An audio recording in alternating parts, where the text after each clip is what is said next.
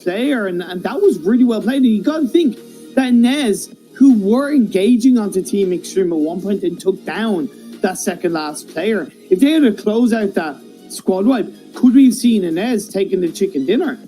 I mean, it could have been possible, that's for sure. But then that's when you see the fight where Sol, they had still HP off EGS Crawl, trying to go for the backside. Got that one member. Made things definitely a lot harder for Sol to push up there. But then once again, those grenade, like regardless of that double nade, gets the knockdown, gets the secure, gets a little bit more damage on top of Evil Eye. And after that, they even got pressure applied on Deadeye's guy. Great grenade coming out. And then Kazi, the last member of Team Extreme, was remaining. They got an easy shutdown after the res, playing it very, very safe. And a lot of respect coming out from that team too, despite the man advantage, as they do get that win.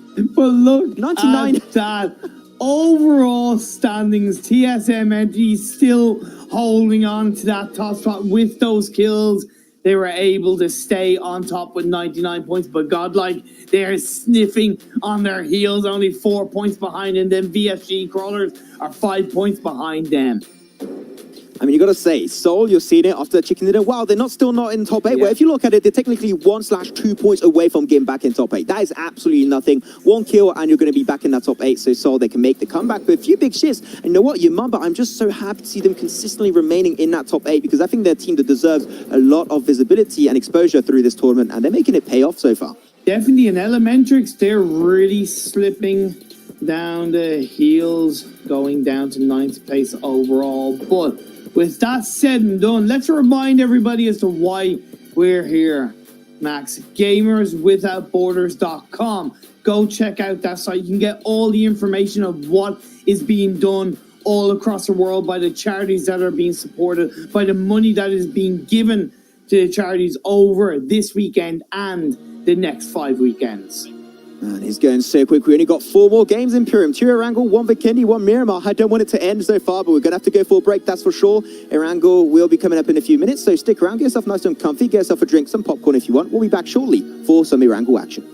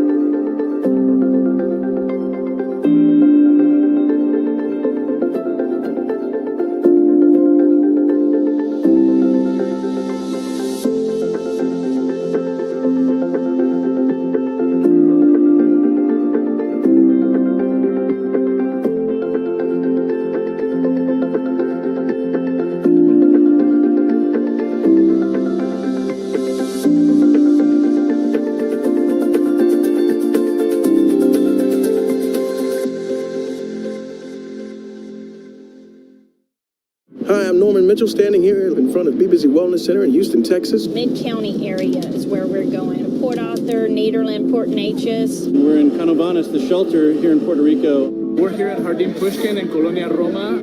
The hallmark of disasters is you have to do what you do, you just have to do more of it faster. 2017 has seen more large-scale emergencies in sequence than ever before in direct relief 70-year history. The people who know the most, have the most at stake, are going to do the best job with the resources they have are the ones who live there. Just received a large shipment of critical medicine from Direct Relief. Some gauze, some bandages for people that are managing the response and rescue efforts. You're standing strong, united with every other organization providing primary care and critical access to those individuals who have been most impacted.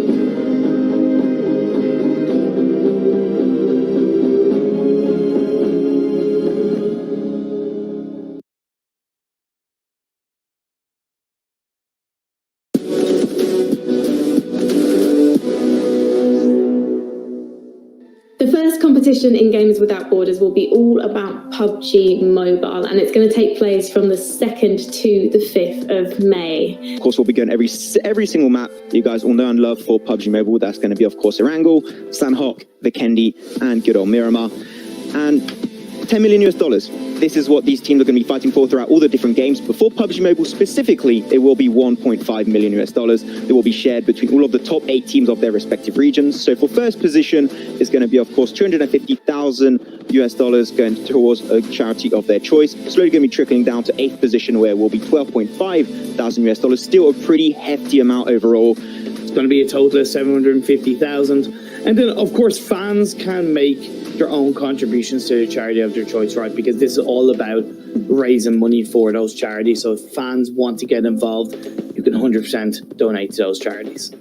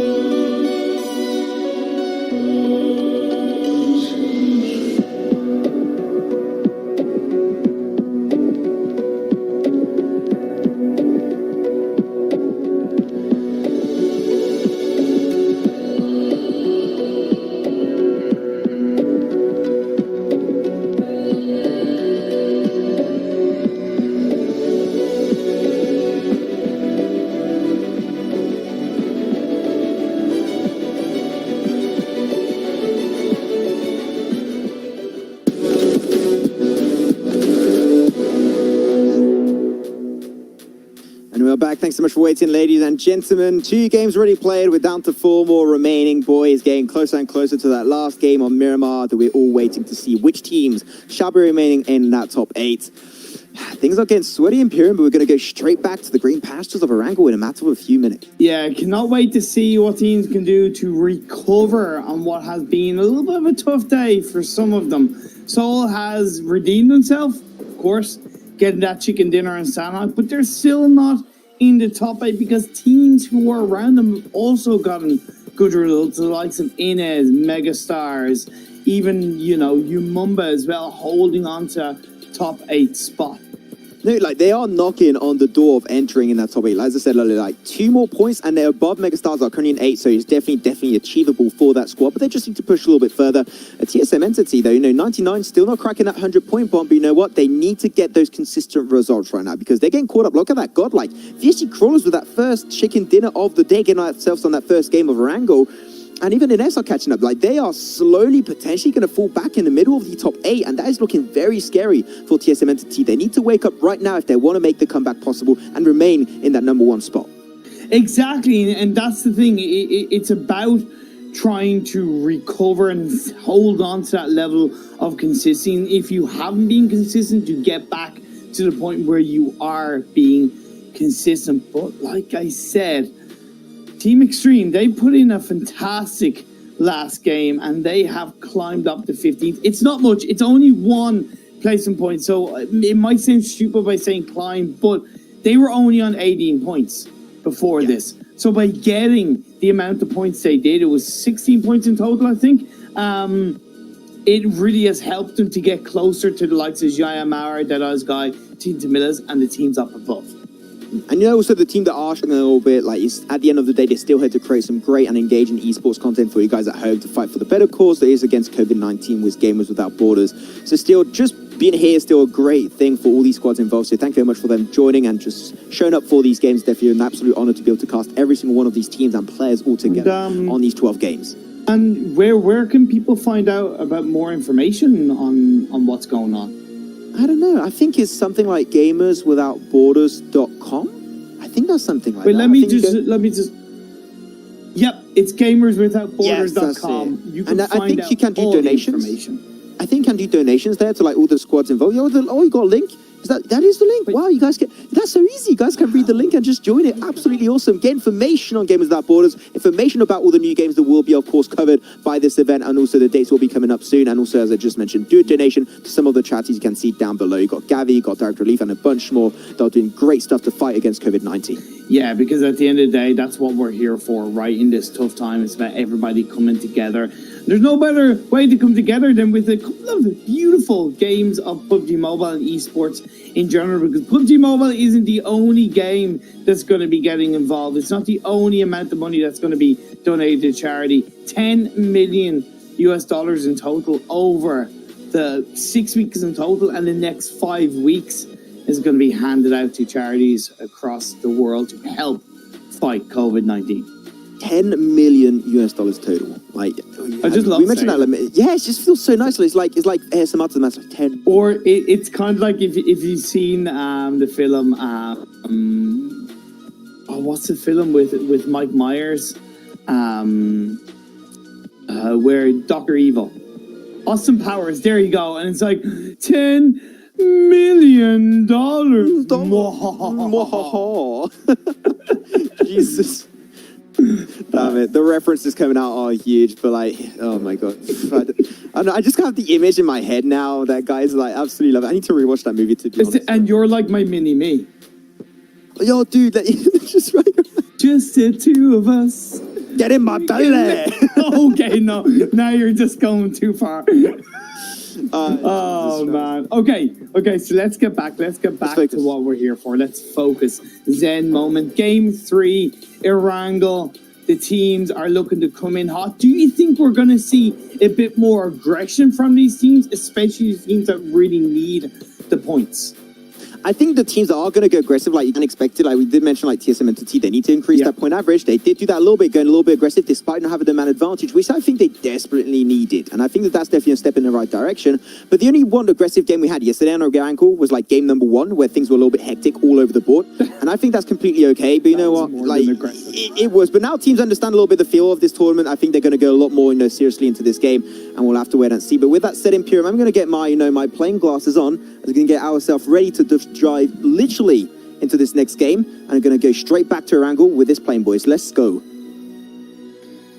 Oh my god, what the hell? Oh, let's go. I'm ready to dive into it, Imperium. I'm ready. Why don't you have an old style pilot's hat as well? I do have one. I don't have it next to me, unfortunately. But let's dive right into the game. With that said, ladies and gentlemen, let's dive literally into game number. That's going to be game number 9, if I'm not mistaken. Back to Erangel, back to the green pastures. Let's see how it's going to go, and we'll have to see how we're going to have this plane path very focalized on the western side. Can I have a new caster, please, guys? Anyway, this my battery's died. No. So the plane trajectory is going from the south to the north, a little bit on the west side of the map. So teams that want to get to like some Milta Power, or even like kind of Mansion are going to have to get a vehicle along the way. Yazan should be generally accessible. Of course, it's going to be great if you want to land in Zarki and the teams who do land on the west side of Erangel. Yeah, definitely not going to be too hard of a position to go for. The team that like to go towards Lipovka, Mansion, Prison might be a little bit hard drop, but otherwise it should be completely okay. Elementrix, once again, they're not going to go for military base. That's going to be Fnatic going straight for that location. But I think, Megastars are taking a little bit of a gamble to try and go to Novo, where they usually like to drop, but that's very far away. And that might actually force them in an early game fight they don't really want to pick versus Fnatic. It's risky, but they've got to be aware of the fact that Fnatic will be landing a military base, so I wonder how much that's going to go against them. We have seen a swap between Elementrix and Fnatic in terms of their drop swap, but with this phase 1 circle going on the far east or southeast of the map, a little bit of water in play. A little bit of water into play, that's for sure. But you know what? Because of this plane 1 path, it's going to be really forcing a few of these squads to make it through. As a Scout OP just going to run his way into the open. Oh, well, no. They get shut down because of the gun. And Megastars will get the first frag of this game entirely. And yeah, Fnatic are going to be losing 1 early on. Megastars, they need these kills very desperately. So you know what? That's good for them. Yeah. Fnatic got kind of caught a little bit. Nice by Megastars. It's gonna be a good start for them. They'll stay up as a full squad, but they have got to think about the fact that where they're going in Novo and the mainland is pretty well inside the circle, so some teams could be bridge camping on the eastern bridge.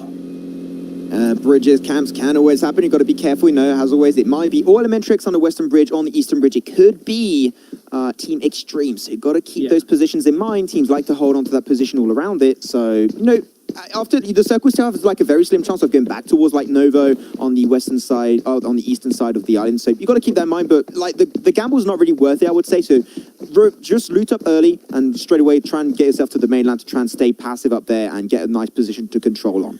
And here's the thing, because the majority of the teams like to land around the west side of this map, it is going to cause a couple of awkwardly hard shifts for some of these teams. I'm more looking at the likes of Mumba, Hype, and even Team Tamilus, although Team Tamilus can go towards the north side of the river. But either way, it's going to be difficult for those teams to get into the circle without coming across the likes of Godlike, Jayamar, or even each other upon the rotation. Oh, okay. Shadow's going to be in the lowest segment there. Hoping to not get really found out towards shooting range. You know what? I'm a little bit scared because Synergy's coming there. We might have a 1v1 segment under. Yeah. I have the same hat on my PUBG Mobile character as Shadow does. Oh. Just saying. Small flex. Did we ask? No. But just thought we would be interested. Well, now it's a helmet, but either way, looks cool. Yeah, I mean, okay, that's cool. That's fair. I know 1v1. How do 2 players get caught up in a position like this? I don't know. Oh, we kept. Oh, now it's be 1v2. Okay, I talked too soon. Maybe even 1v. No, actually, just a 1v2. I thought there was another member on the map coming up, but no. Going to go for the fight here and really like pushing down. This could easily be taken over by Shadow because he's already inside of the underground segment, right? And he can control and just hold on to every single nook and cranny and corners, and he can easily take a 1v2. I'm just kind of... I wonder what this is actually really doing for Synerg's kind of... Oh, He only had a handgun. Okay, that explains. Didn't he have any other kind of loot around here? Ah, damn, that's unlucky. If he had an AR, maybe they could have gone, but I didn't know he only had a handgun, so very unfortunate right there. You know what? That's the first kill for Synerge. I'm glad Synerge closed it out early, but like I said, they've really got to think about the fact that the blue zone is now closing in on phase 1. They are outside the circle. Yes, they can shift to the far east of the circle and rotate in from around Lipovka region / mansion, but because that's a bit of a longer shift, they want to leave now or sooner rather than later, before they get caught up by the likes of Inez and maybe even VSG crawlers. I definitely do agree. They've got to try and go for that rotation. They could go even on the complete eastern coastal line to go for like a very safe way to rotate through. But like usually teams like to drop there, but because of the western nature of that path we had, you can kind of like assume that no teams are going to be there. But like we know because like with the casters we have view on the map, they don't. So are they going to take that risk or not? I would say really you could because of that plane path, and it does show that there's no team's going to be really over there. But so far, also we did see that these teams from like South Asia, they like to rotate in like when the blue zone starts shifting in the middle of a shifting period, so they can still go for early day rotations right now. Fnatic, who lost a player early on, they've actually gone back into their mainland from the western bridge, and they're going to head on towards the compound of that of the coastline, which is a nice position to hold on to. Godlike still inside Pichinki, which I kind of worry about. Yamamba are actually going to be rotating towards the north of Pichinki, in between Pichinki and school, which isn't really bad, and they're doing it early on, so I'm okay with that. And they got multiple cars, so like you did just go for the safe way to rotate out. No hype. They saw TSM Entity, they're in the south of George, but like, okay, we know they like to drop around this location, we know which team this might be, and we need every single kill and extra position point we might get. So you know what? They need to play passive early. This is not a choice. This is a necessity for them to make a comeback. They need great game upon great game upon great game to make a comeback, to potentially even just barely make it back in top 8. Yeah, exactly, because they are currently in last place with 26 points. They're roughly about 48 points behind. Actually, no, sorry, should I say they're actually 52 points behind Elementrix in 9th, so there is that huge gap. But as you can see, these are the location currently of the teams. Like I said, Fnatic making their way through on the western side coastal line of the circle.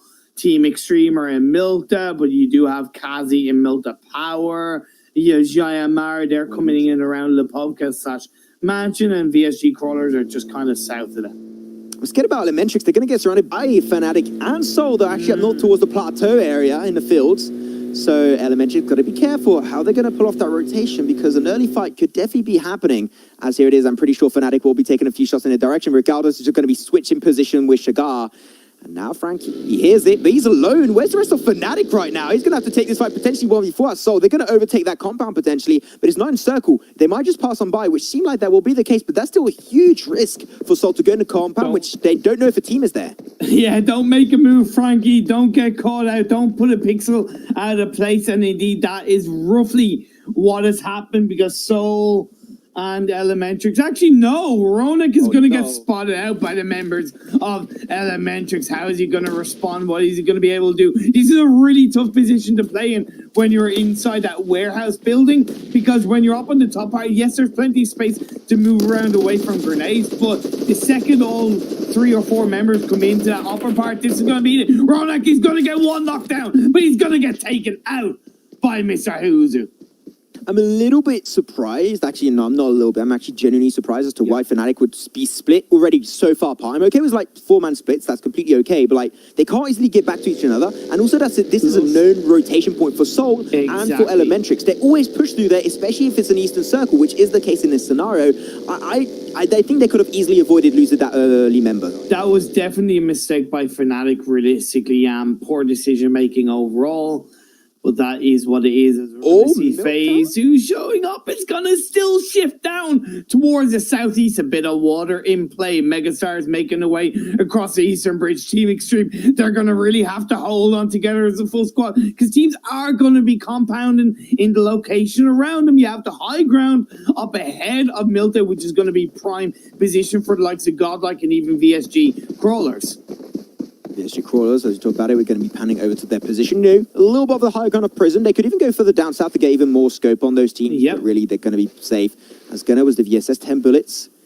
Can he get a knockdown on VSG? I mean, they're on an angle where he could actually potentially even get a flush right after a knockdown. He's CG, going to be jumping around. I like Not that. going to take the shot. Because if he does take the shot, he's alone, he would give the position away. Here's the thing, though. It's a VSS, so he could, in theory, take a couple of shots. I mean, you got a compound. left. They're going to know he's there.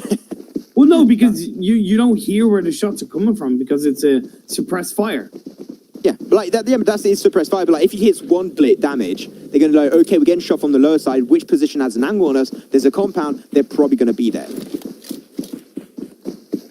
But Jamar are going to be able to respond to where VSG crawlers are, so they can reposition around and wrap around VSG crawlers and maybe make their way into that high ground that I recommended above Milta, which is basically to the southeast of Shelter, because it's a little bit tough to hold on to, but if you can hold on to, because of the fact that it's well inside the circle, you're going to be able to punish the teams that are wrapping around that area.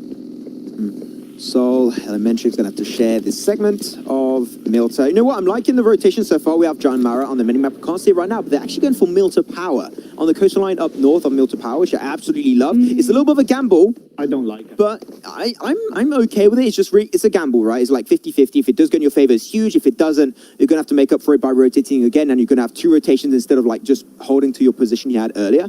So yeah, we'll have to see if it's going to pay off or not. I do see where you're coming from. I just feel that like on the around Milta Power, there's just too many open flat areas other than the kind of hill side where you can get caught out. But it's still early days. It's still only phase 2. So I do see where you're coming from. Hyper, they join them too. They're going to get a little bit of a scope of information on the Elementrix and Soul. Taking potentially a few shots. So it's Godlike going to be having a finally for the first time popping up into the feed. Going to be interesting to see. Or they seem like they're getting actually nice potentially on Team Tomatoes. Yeah.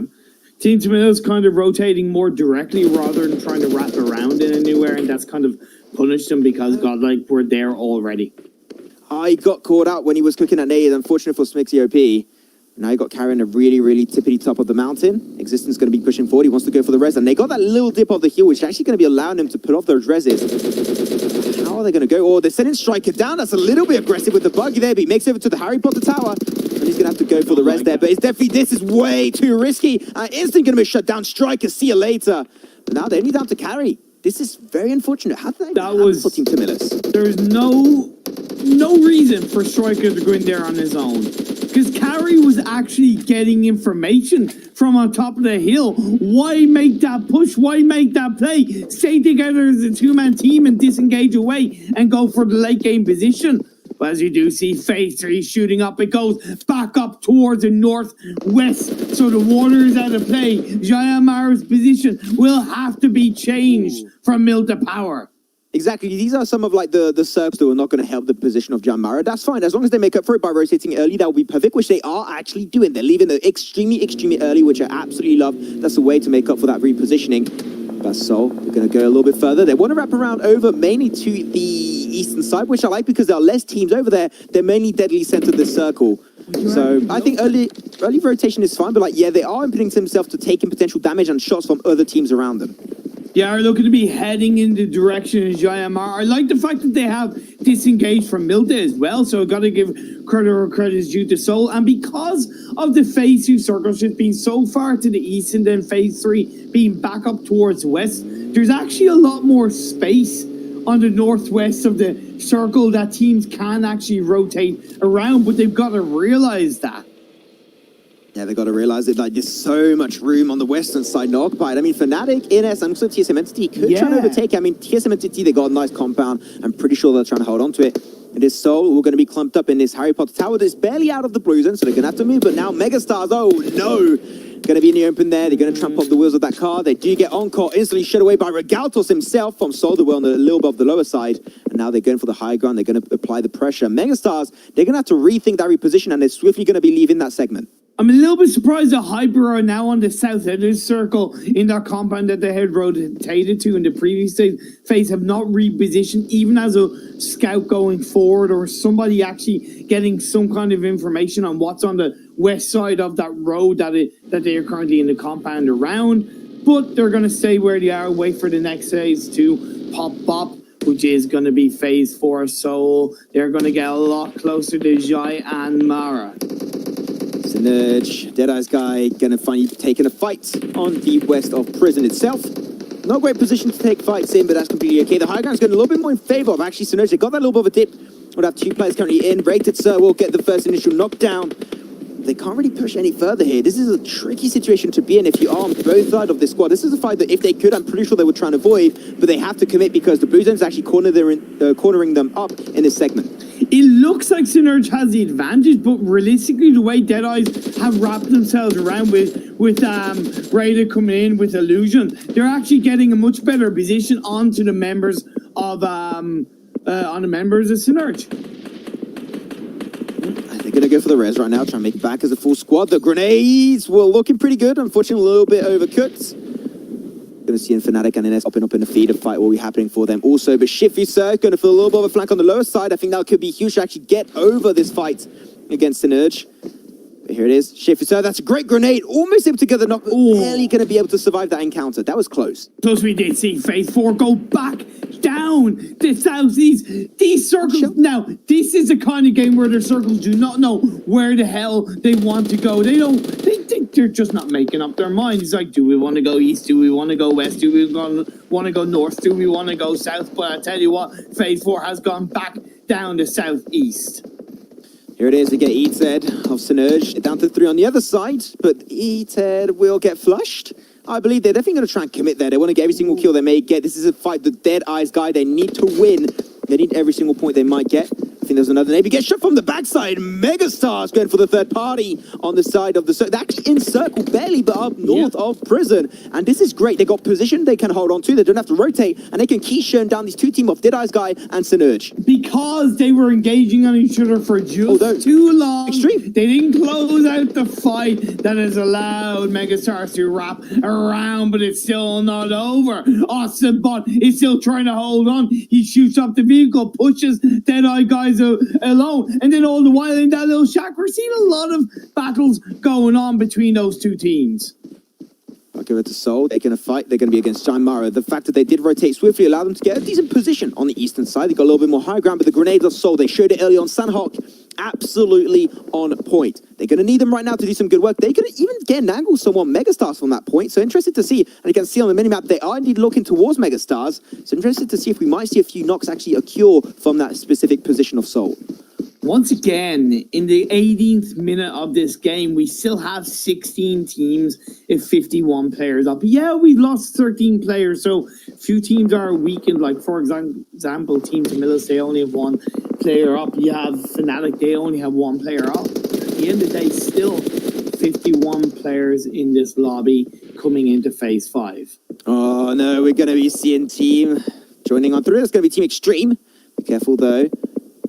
Saga's going to be put pretty dangerously low. Even Demon's going to be low himself, but they've got to be careful. They're going to take him. But now Mara, they can apply the pressure. They can potentially even get a few nades. Look, they're so clumped together, Soul. 1 grenade of Mara, and they could get potentially 2, even potentially 3 knockouts by 1 single nade. But they're not going to trick that utility unless they're sure they can connect it. But this is a great repositioning and just a great line coming out, specifically from Team Extreme. But I don't know how Soul or Mara are going to do this, but Fnatic get eliminated in last position. Yeah, it's not going to be good for Fnatic in the overall standings. Currently 5th with 84 points. They only get the 1 placement point. That's going to put them up to 85, allowing the likes of you, Mumba, Marcus Game, and Megastars, and the teams down below to get closer to them. And I think with regards to Seoul, they've been just a little bit too passive with their positioning, that they've allowed teams to wrap around them, and it's put them under a little bit more pressure where they can either get engaged upon or even third parties. Well, the grenade on Gunner looks good. Yes, it does do a little bit of work. That's going to force Gunner back. Can't really hold that position any further. As Megastars, they're still going to be pushing himself. But phase 5 is about to show up. Where might it go? We'll have to see on a minimap if it does pop off. But we actually got some teams in prison right there. You can see on your screen, Deadeye's guy has 1 in there that's going to be cornered up. He's not going to be able to easily rotate from that point as it goes over completely to the west. Not many teams. Oh, the east is going to have so many teams dying in the next few minutes. Oh my God, we've literally seen shift after shift in a hard way, time after time. And I feel sorry for the teams because you can't be comfortable on your position, right? You just can't be confident of where you are because you've seen shift after shift. But I'll tell you what, you just got to try and react about it. This is where the IGLs are going to come into play, as the teams on the east side are going to have to engage with each other. A man gets a knockdown onto Gunnar. So they're committing, they're going to, as you just said, but now John Mara, like, we don't want to be a part of this again to the cast, but it might be too late. Oh my god, way too late for Nang, as he's going to be the second casualty. John Mara down to now 2 members, going to be Charla and Extreme. And now they've got to walk their way through to victory. They still got 2 cars. Luckily enough for them, they'll be able to make their rotation. But look at the circle perfectly shifting over to Godlike. The only team so far was 2 chicken dinners, and they might be getting a third because of that circle shift over to the west. And this is absolutely crazy. Mega Stars are going to make the shift. They're going to make the push. They might go towards the northeast side of the circle and wrap around there, or just going to go directly in from the east to make a push. The team might get eliminated by you, Mumba. We didn't see it on our screens, but we saw it on the kill feed. We had 15 teams just a few seconds ago, and now we're already down to 11. Dead Eyes also going to bite the dust. I mean, there went Prism was bound to happen. Even your Mamba Esports will be eliminated, and there's going to be 10 teams in this game. Boy, oh boy, things are getting sweaty over here. Soul go for the push. Going to try and shut down the entirety of Giant Mara. You see Charlie, the smoke buns tight. It's Extreme, the head's peeking out. But he responds in nice fashion against Viper. Yeah, as the time is ticking, the blue zone's closing in. The teams on the east, they're going to have to try and make their way into the circle. All the while up north, TSM Entity, off the back of 2 a little bit disappointing results. They want to get another chicken dinner. They want to become the kings of Erangel. And teams up north, this is not going to go good for Marcos. But TSM Entity finally for the first time, they're going to take a fight. They got 0 kills, but they got to wrap kills up for this game. Going to go for the spray. Now doing some work with the M16. He's got AR. That'll be a little bit more impactful, I am pretty sure. You know what? The amount of pressure they're applying is absolutely huge. And with 4 members, I don't think potentially the NS can make it alive. Evil Eye's got a great reposition. Can snake his way through. But that shack is not going to be enough for NS to make it through. And we do lose Soul in 10th. We lose Elementrix in 9th. Now we're down to 8 teams. 24 players. TSM Entity, they're only on 2 kills, but they do have a full squad shooting up towards the direction of Paradox, who's knocked down from Megastar. They wrapped around on the east side, but TSM Entity, they want to take control as VSG crawlers. They go out. Oh, Zed got no! Too many nades right there. Okay, that was going to be instant shutdown. Great grenade coming out from Marcos Gaming. Zed God will be a casualty. He's going to be normally flushed away pretty smoothly. But the smoke's a buying time for TSM Entity. Zed God could potentially make their way through, but still don't want to relieve pressure away from NS because they know they're such in bad shape right now. And with 25 seconds, they need to get rid of that team to then change their focus over to Marcos Gaming. Definitely, but they've also got to think about the fact that they're not in this circle as Max Cash comes in and gets a surprise attack onto Neo. How are the rest of TSM going to respond? The fragging machine, Jonathan, gets shut down, and TSM Entity, they are eliminated. There you go. They'll be taking 7th. Great push from Marcos Gaming. I always mention, right, the pushing away from the underground segment is extremely, extremely complicated, but they pulled it off in great, great fashion. The smokes were buying him so much time and different angles, but now they didn't see Ines. The Ines pressure was actually applied by TSM Entity, and now Ines, that's allowed them to get a little bit more information and push on forward towards the circle. They're still not there yet, and they might have to fight versus Marcos Gaming in the next few seconds. Great spray from Madrev. There is a little bit of a space where they can get in, and that's where they've got to try and create that space by taking teams down around them, whether it's knocking them out, whether it's confirming them, because it doesn't matter about your position right now in terms of shooting in. You just want to create that push as Team Extreme get eliminated. 5 teams left, 15 players up. Jayamara is still looking, sorry, not Jayamara, it's actually Godlike that are looking the strongest right now. That's for sure, but now I said it, Marcos, I mean, eventually we're going to get scattered up by Ines, and that was also going to be the same for the other side. They have a res a little bit back up, but they're still down to 2. They can pull a res a little bit high up on the mountainside, but it's going to be extremely hard for them to get. But now all the teams that have the higher ground, Giant Mara, Godlike, they can apply pressure, especially on both teams. It's going to be Ines and Marcos Gaming. I don't think they're going to make it out alive. Well, at least not as a full squad, that's for sure. It is going to be so difficult. The fact that Godlike are actually wrapping, they're in the circle, but they're on the downhill, they're on the uphill area. That's going to really help them, and they're taking Marcos Gaming down 1 by 1. Nice opportunity taking from Godlike as Marcos. They're going to try to reposition, but in this, they're going to be the next targets for Godlike.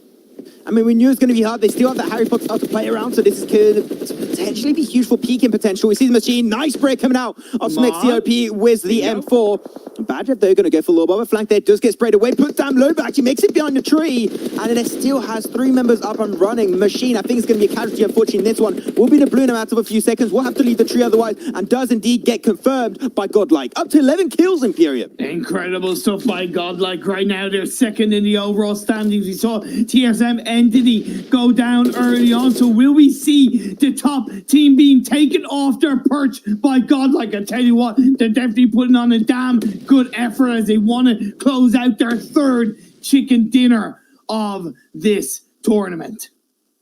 Godlike, I like the little bit of everyone's play they have. They're keeping 1 member applying pressure on Ines over there to try and stop them from pushing. But the circle shifts away from them for the first time in this game. Godlike, they're going to have to play around this. But I'm pretty sure because they've been playing passive for the past few minutes now, well, not passive, they've still been in pressure, didn't have to rotate, they still got all that utility. And that is what they require to make their way to the circle and take that fight potentially versus Jamara. Well, if they can take out Jamara up above, they can focus on going down the hill. And that will require the utility that you mentioned. You do not want to be stabbed in the back by behind by Jamara, but Jamara Extreme just take down 1 member, but in the end, it's just too much, and Jamara go down. So now Godlike are going to focus. They're actually going to look to really wrap straight into the circle from the south side. You got 3 teams around them: Inez, Marcus Gaming, and Megastars.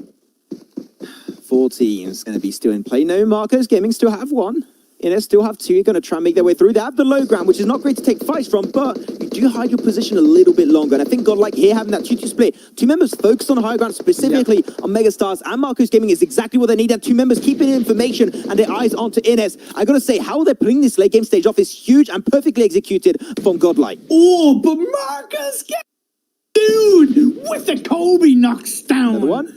Capsy, but now can the second one come through to connect on the Evil Eye? It doesn't quite. He nearly gets taken out. Evil Eye is on about 25 health. You have Grill coming in front of the side, but that's the end. Marcus Gaming takes him out. Now we're down to 3 teams. Grenades OP, there you go. Marcos Gaming allowed him to get an extra 2 frags upon that. They're up to 6 kills so far. No, 6 kills and a minimum of 3rd position. That's a huge game for Marcos Gaming. They might even be able to steal it away, but here it is Godlike. They know they have the man advantage. This is a 4v1v1. They get Vexay, going to be scalded out by Megastars, and they get it instantly. That's their 15 kill, and they're going to get up to 16 kills if he doesn't die to the blue zone. The dude is going to try and go up. He's going to go straight into the blue zone. He wants to deny that point as fast as possibly they can. Godlike are going to try and get the intel. Do they get the information first? They do not, and he will be dying to the blue zone. This will be the 3rd chicken dinner. Yes, you heard it right. 3rd chicken dinner for Godlike, absolutely dominating the field and potentially overtaking that #1 spot above TSM Entity. Yeah, really a fantastic result by Godlike. The insane amount of kills they got as well has helped them in the overall standings. I think we're going to see that shift that I talked about. TSM Entity knocked off their perch.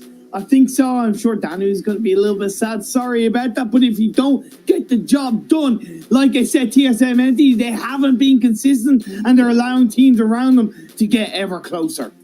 Going to be seeing now, here it is, got like 15 kills. They could have got 16, but you know what? I think it was a smart call coming out from Marcos Gaming's last member there to die to the blue zone. Sometimes you just have to do it. Perfectly okay with me. But the kills are actually pretty even over the entirety of the team. Like, look at that, Umumba, despite dying out a little bit early in that game, gained 1 positioning point. They got 6 frags. They were playing consistently aggressive from start to finish until they died eventually. It was because of those consistently hard circle shifts. That was probably the most consistent thing of this game. We had a shifting from what was initially a southwest to, I think, a little bit to the southwest on phase 2, but then it went up towards the northwest, then back down to the southwest, and then once again to the west. It was just ping-ponging all over the place, and that's so hard for these teams to deal with. I mean, hard shifts are just never really easy to deal with. Imperium teams that tried to go towards prison had a nice position early on, but the fact that they had to leave it, and there was always going to be a higher point that was more central, it was never going to go their way. But let's check out the team stats of Godlike. Get himself almost 2.5 thousand K damage, and the knockouts, you know what? They stolen a few frags, which is completely okay. As you call it, Imperium, they're opportunistic.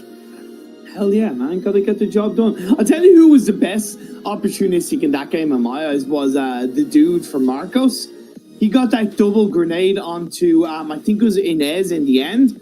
And he's actually able to take those kills away from Godlike, who were shooting in the direction. So that's the best opportunistic play I saw in that game. 3 players of the top 4 are going to be over there for the side of Godlike. Look at, they got Hashtar, you got Mixie OP, you got Jill also up there. Some great games from those 3 specific players. But still, you got Vixe from Megastars doing his impact despite not getting too many frags. He was then some pressure applied, almost 700 damage overall and 4 assists. You know, kills don't mean everything. If you get the assist, if you get the damage out there, you're still having a really big influence on that game. Plus, Megastars were one of the teams that were making those kind of hard shifting rotations into the circle. There was that one point, I think, on Phase 5 where they did go a little bit more directly, and that did punish them from a player count They lost point Encore, of view. yeah. But at the end of the day, Vexy kept himself safe, and he got him into a position where his team finished 3rd place, and you cannot hate on that at all. I would just love to see Megastars get the chicken dinner.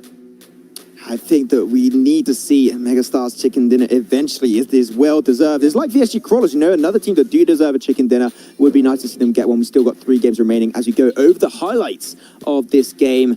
Of Irangle and things happen. Like, so when they went for the push upon Janmara, they got 2 knockdowns. I think there was a little bit of a slow reaction coming out from Janmara, and the buggy move was definitely way too delayed. But you know what? From going over from Mill to Power back into that position, I said it was a gamble, but they responded to that circle shift in the better way they possibly could have. But here's the thing. And Seoul are great, and they're very intelligent as a team. But they play too passively throughout the whole game. Early game, play passive, that's great. But there comes a time in the game, there comes a time, whether it is a mid part or late part, where you have to be aggressive, where you have to shut the team down. The reason why is because they didn't shut down Janmara. And when they didn't shut down Janmara, they got taken out. What happened? Janmara finished 5th in the standings, where you got to think, if they took down Janmara earlier on, would they be in the team to finish 5th or higher? I mean, there was even Team Extreme at one point that would like down south of them, so I think they could have got a lot more done. But look at that Godlike. They're not even just overtaking TSM Entity, they're overtaking it dominantly. 24 points ahead of TSM Entity. Godlike, indeed, they deserve that name. They absolutely Godlike going so far in this game, and #1 position. And if they remain up there, they'll be the one team sending $250,000 US, $250,000 straight to the charity that they chose at the start of this event. And you even have Marcus Gaming, VSG, Inez, and Megastars knocking on the door of TSM Entity. So TSM Entity, they certainly haven't secured 2nd place. What is killing them is a lack of placement points. 48 placement points compared to the likes of Godlike on 82, Marcus on 55, VSG Crawlers on 62. Come on. In the opposite way of Seoul, TSM Entity have to stop being aggressive all the time. There comes a time in the game where you have to be a little bit more passive. Definitely, like, you got to try and make the right decision at the right time. And you see, you can make your right decision right now. And I got to say, the right decision is to go over to the link down below. That's gamerswithoutborders.com. If you want to do a donation to one of the charities you can see down below, try and make the world a better place fighting versus COVID-19. Or we can also just get more information on the tournament itself, see which games will be covered, and also the extra schedules for the next upcoming few weeks. With that said, ladies and gentlemen, thanks so much for watching this 3rd game of the day. 50% done for today. 3 more games coming up. 1 Vikendi, 1 Erangel, and 1 Miramar to close things off. Thank you very much for watching. Stick around. We'll be back shortly for game number 11.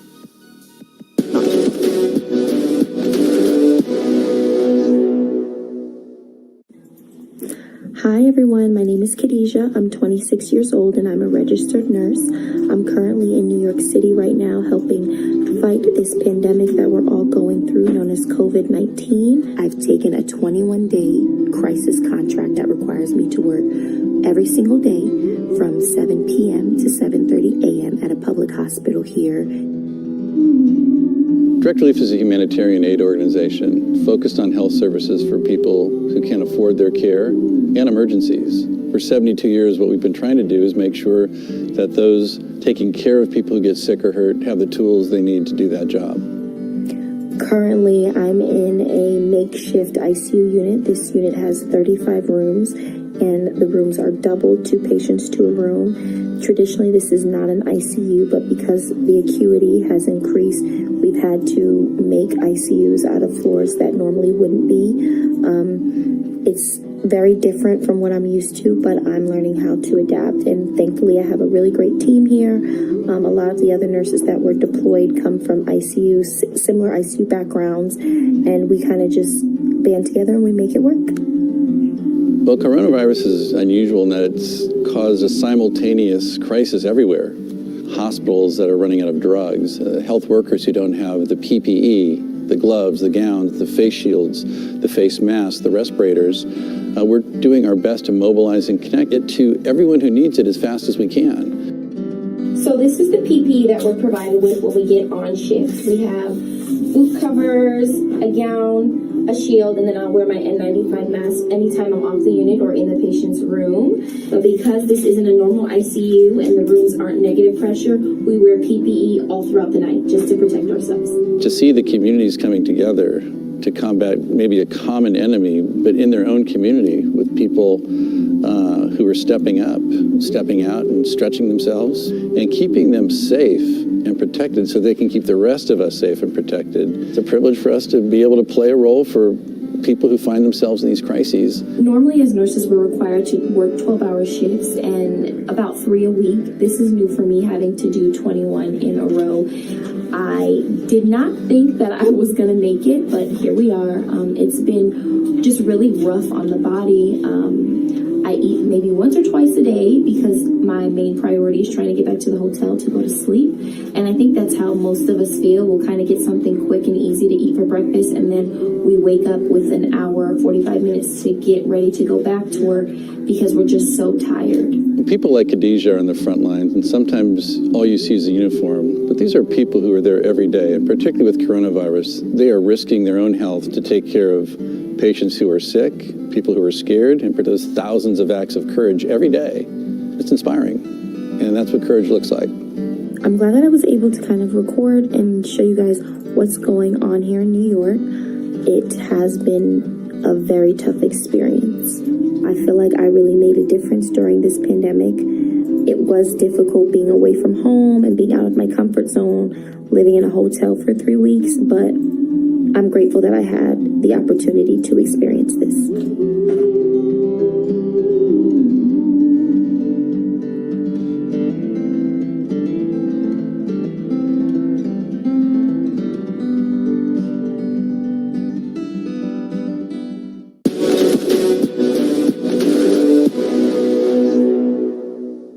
The first game we'll be exploring in Gamers Without Borders is PUBG Mobile, which is a personal favourite of mine.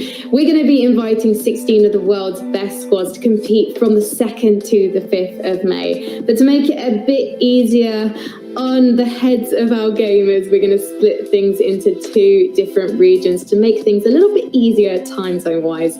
Our first region will be made up of Europe, CIS and the Middle East and North Africa, and our second will be South Africa and Southeast Asia. They'll be playing all 4 of PUBG's iconic maps: Erangel, Sandhawk, Vikendi and Miramar. Now, of the $10 million prize pool dedicated by Gamers Without Borders, PUBG Mobile will see $1.5 million donated by our winning teams. But how much they get to donate depends on where they come in the rankings. So our top 2 teams across the 2 regions will be donating $250,000 if they get first place and $175,000 if they come second, with all the teams being able to donate a portion of money to the charity of their choice, depending on where they come in the rankings. And don't forget, if you're a fan of these teams, why don't you make a donation yourself?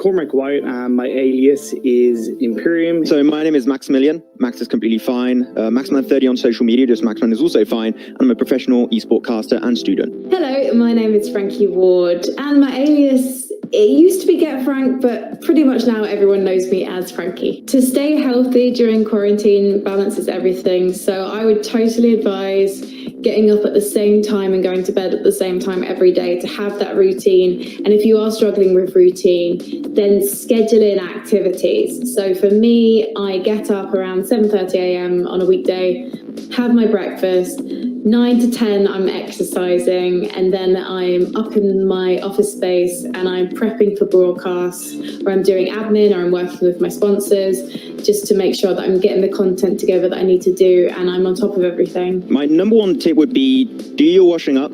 I have been behind that on so many occasions, and now I just got a pile of washing up that I'm actually due after this because I've been cooking a lot more, and as I said, it's a lot. So I have to actually get rid of that a little bit later. So do not put your chores on the side. Like, try and just keep on top of everything, because if you fall behind, you might spend an entire day just catching up your laundry, your washing up and everything. So just keep on top of it.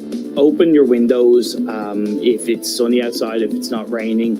Let that fresh air in, let that light in. I would also say drink a lot of water as well. Make sure that you're hydrated. For me, like, my favorite kind of de-stressing work on the house is actually just painting things.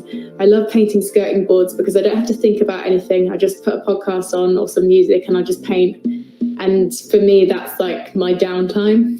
So I don't think that'll be your downtime, but I think it's really important for you to work out what makes you feel relaxed and what doesn't feel like hard work, because you need that in your life. I do work out for the past week and a half. I do my push-ups, my burpees, everything like that. I started to really work out a lot more. And also I've been cooking a lot more. And I did my first pancake session a few days ago, and I was they actually turned out pretty good. So I'm genuinely surprised about that, because as I said, I'm a student. So I used to go out, get a kebab or burger, just come back and get nothing else for the day. But now I'm actually able to work a lot more on my food situation, which is a lot better for me. And yeah, that would be the main focus. If you live with other people, if you live with housemates, don't isolate yourself in your room all day. You want to stay safe, but if they're in a position where they're working from home, go down, have a conversation for half an hour to an hour. Just, it really gives that extra feeling of freedom, even though it's within the confines of your own house. You don't have to be alone if you don't want to be. So even if you are on your own, we have so many different ways to video call people now.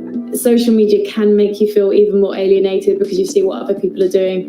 But if you can talk to your friends and family, and if you can stay in touch with them, that's such a good way to stay connected with the world. There are apps where you can play games with each other. There's obviously gaming in general, and there are video calling apps that you can use. So find the one that suits you and your friends and family, and start doing things. If you need something to occupy you, why don't you write a quiz or create some kind of activity that you can all enjoy together, and just do something that makes you feel like you're doing something worthwhile, and you're doing it for other people as well as yourself. You should definitely not try and just enclose yourself in your own bubble. Just really try and branch out to people. You've got amazing tools, on your phone. You can also use Discord, WhatsApp. Just really talk to as many people around you as you possibly can, because I know that for a period I had a little bit of a weird time a few years ago where I just stayed on my own and not really branched out to anyone, and it can be really frustrating and sad.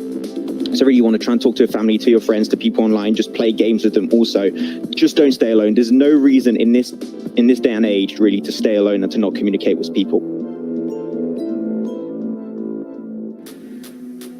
There we go, the break is over. We're going to be slowly making our way to game. There's going to be coming up back onto Vikendi, of course. But with that said, myself and Imperium once again going to be joined by our guest for the last time of these 4 days. Her name is Danu D. She's a professional streamer. She's going to be back with us again. How are you doing, Danu? Doing absolutely great. How are you guys? Doing awesome. I'm good. I'm good. But when you mentioned, last time, feels bad, man. Feels bad. That's a little bit sad. It's going to be last time today. But anyway, Danu, you've obviously been streaming the games and stuff like that. How's the viewership been or how's the response been from your viewers of not only kind of the event in general, but the charities and the good cause that's being put around this? Really, really positive. I'm really glad to see how my community is supporting this event and bringing a lot of positive comments in chat. I'm super glad to be part of this amazing event. Awesome. That's really kick-ass. And with regards to the teams that are playing and you know, the kind of the money that's involved for the charity, is there a certain team you'd like to see grab that first place and get the $250,000? I mean, of course, it's TSM and Ethnicity. I just wanted to see if that had changed Just at all, verifying. because, you know, they've fallen down the pecking order a bit. I mean, yes, and I believe that like they're getting warmed up for the upcoming 3 games. Oh, warmed up. I don't get warmed up. Okay, it's a lot of games to warm up. I'm not Yeah, I gonna... know. I was just gonna say that they've had like a good like freaking night. Had a day and a half right there. But it's completely okay. I'm sure they can make a comeback just like any team involved. We all know you like an underdog story, Danu, so that's completely okay. Like, with the 3 games that happened so far, I gotta say, is there anything like maybe special that like came out to you and you maybe want to talk about in those first 3 games we had today? Yeah, probably the Sunhawk one. As I mentioned yesterday, I do cheer for the team TSM, and I do cheer for the team Seoul too, because mostly of my community is supporting Team Seoul. So it was really, I was really happy to see them winning that Sunhawk match. Okay. And yeah, pretty much that was the most highlighted one game so far. What did you think about the fact that like game 1, as you see on our highlights, that we had like 4 teams and 11 players in the last circle? Is that something you've seen much yourself? Because personally, I haven't seen that. That's really rare, like really rare. That's so intense, and just thinking, oh my gosh, who will gonna get this? And yeah, that was really intense. Yeah. Last circle. Yeah. Yeah, I'm just gonna say, like, I'm surprised you weren't cheering for Fnatic and Sanhok as well, because they land in boot camp. Yeah, I know. No, I did cheer for them too, but I was glad to see Team Seoul winning that match. Yeah. I think so. It was very long overdue. They need to finally get themselves a chicken dinner to try and climb back up. They're getting there, and they just need a little bit of an extra push to try and potentially make it back in that #1 position. You mentioned like TSM Entity as one of the teams you are supporting because, you know, you're part of TSM. What? That's perfectly okay. But like, of course, there are so many teams that can make a comeback here. It's to anybody's game, and even teams that are not going to make it in the top 8. Just being here to make some great esports content for all of you people at home is still something that I think they can be extremely proud of, to be part of this great event, which is Gamers Without Borders, to bring once again $10 million to the charity of their choosing to fight against COVID-19, which is just at the end, you know, Imperium, like, it's just a great thing. And as casters, we're just also extremely proud to be here and bring that action to you. It is like that's the thing. It's the fact that if somebody had said to me 2 months ago, 3 months ago, whenever, say that I'd be covering an event that is helping to raise money for COVID-19 and getting to work with awesome people like Danik D or Frankie and yourself again, I wouldn't have believed it. Like, I would be like, nah, that ain't happening, mate. Get out of here. But the fact that I'm here and the fact that I'm able to help raise that little bit of awareness, put a smile on people's faces, and yeah, it's pretty damn epic. Not only that, also the chance that we had to like work with, you know, Daniel here and also Frankie. We were kind of fanboying behind the cameras. We won't say that, but we are a little bit. Don't say that, man. Okay, don't say that. Okay, Daniel, I'm so sorry. Crash. Sorry, man. It's okay. Well, I'm sure Danny's fan girl and harder over us. It's cool. But I wanted to ask you also, Danny, you know, with your Twitch chat, you know, Twitch chat is all about, you know, memes, you know, the emotes and everything. Are there any, like, throughout these 4 days, are there any, like, maybe memes that have been happening in your Twitch chat, you know, about this event? Let's not talk about it. Oh, okay. Well, now I'm interested. Now that piqued my interest. Okay, I might be lurking in the chat after this one, you know, during the games. I'm just saying, but okay, interesting to see. But like, definitely the chat seemed really interesting. Like, not only you also in Daniel's chat, but like everyone on YouTube also, like the community from India, from Nepal is absolutely awesome. So you guys are watching right now, which you probably are. Like, thanks so much for being here with us and just making this a great environment to just have some great PUBG Mobile esports at the same time, supporting your favorite teams because they desperately need it, and also supporting this great cause, which, as you know, of course, Gamers Without Borders, going up against COVID-19. So what a better way to come here together for the better and also have some fun content to look at. Yeah, because even somebody was messaging me, even just now when I was checking during the break, somebody messaged me on Instagram to kind of say, you know, your casting is great, and you know, this is a serious thing. You know, Corona is something major, and I said that, yeah, like, it's important that all we do is just come together as one as much as possible, whether you're from India, where you're from Italy, where you're from Latvia, Ireland, wherever it is. Even French people, you know, we need to help them. You know, no, we don't like to, but, you know, coming together and just helping, supporting a great cause, which is Gamers Without Borders. like 6 weeks of action. This is just the first one. We had 4 days. We're still going to have 5 more weeks after this with different order games. So you know what we're going to be going over this before we do jump into the next game, which once again will be on Vikendi. So if you want to see some, frosty, chilly action on Vikendi, you do want to stick around for that for the next few minutes. But here are the overall standings on this game. And once again, Godlike completely overtaking the overall rankings. I mean, you could not expect that. Like 3 chicken dinners, absolute domination from this team. Danu, like, what kind of sticks out to you in terms of the overall standings and maybe what teams need to do or what you would like to see teams do? Probably I expect TSM to play as aggressive as they did, but add some little accuracy in that, in the rotations. Try to not to get third parties, even though you cannot predict will you gonna get third parties or no. And yeah, Godlike is actually doing so good. Let's see what they're gonna show us in upcoming 3 more games. Well, you say you're a fan of like underdogs, I am. Do you hope Team Extreme have kind of put in slightly better performances as of GIMR? Do you think they can pull it out of the bag on the next 3 games to get into the top 8? Let's hope. Team Extreme and Super Hype, we believe in them. That's all I think they need it. Yeah, there are not many teams from the past. I think the Team Hype, they showed some potential every single fight they got involved in. And they struggled rotating. And Team Extreme are from Nepal as well. Yeah, another team from Nepal. We've got was it 4 teams from Nepal overall, I think, if I'm not mistaken? 5 teams coming out from Nepal. There you go, you guys making me look like an idiot right there. Thank you. Okay, it's completely fine. I mean, I'm used to it eventually, it's completely okay. But yeah, Vikendi coming up, Vikendi game yesterday was won by, I'm going to say again, we're talking a lot about this team, but we have to. It's like Godlike. They won that game on Vikendi yesterday. Yes. Are they going to remain the Kings of the North on this one and try and give themselves their 4th chicken dinner? We'll have to wait and see, because they made up for such good rotations on the late stage. I was genuinely surprised, and I would love to see if they can make it again. But Danny, I'm going to show you a little bit of a curveball here. Like, do you think the Godlike can make this game happen again for them on Vikendi, or would you maybe choose another team to take maybe a win there? Yeah, I would give that win to the TSM. And like when you play Vikendi, where's your favorite place to drop? It used to be to drop to Mount Kresnik. It is still there in PUBG Mobile, but as for the PUBG PC, unfortunately, there is no more. It's changed. Yeah, exactly. Kresnik. Something like that. So currently, it's Villa, to be honest. Okay.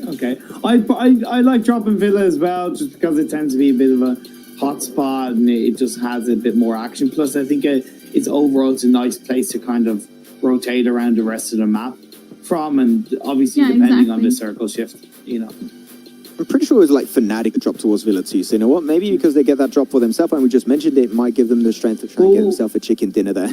What about you, Max? Do you have a preferred place in Vikendi?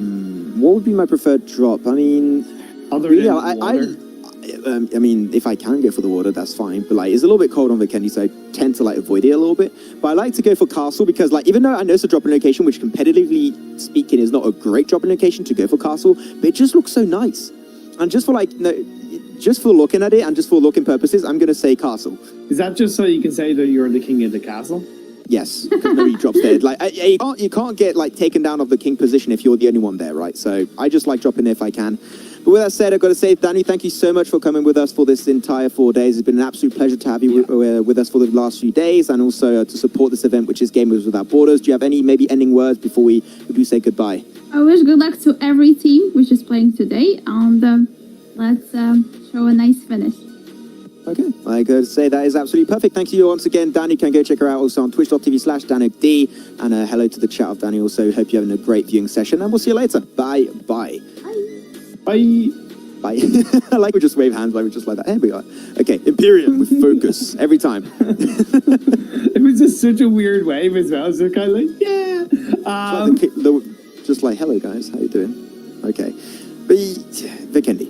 it's just I don't know what was happening. That was weird. Vikendi, yes. Going to be coming straight up. Vikendi. Let's see what's going to go down. But no, that map, like I said, we talked about it time and time again. I absolutely love Vikendi. It's my favorite map.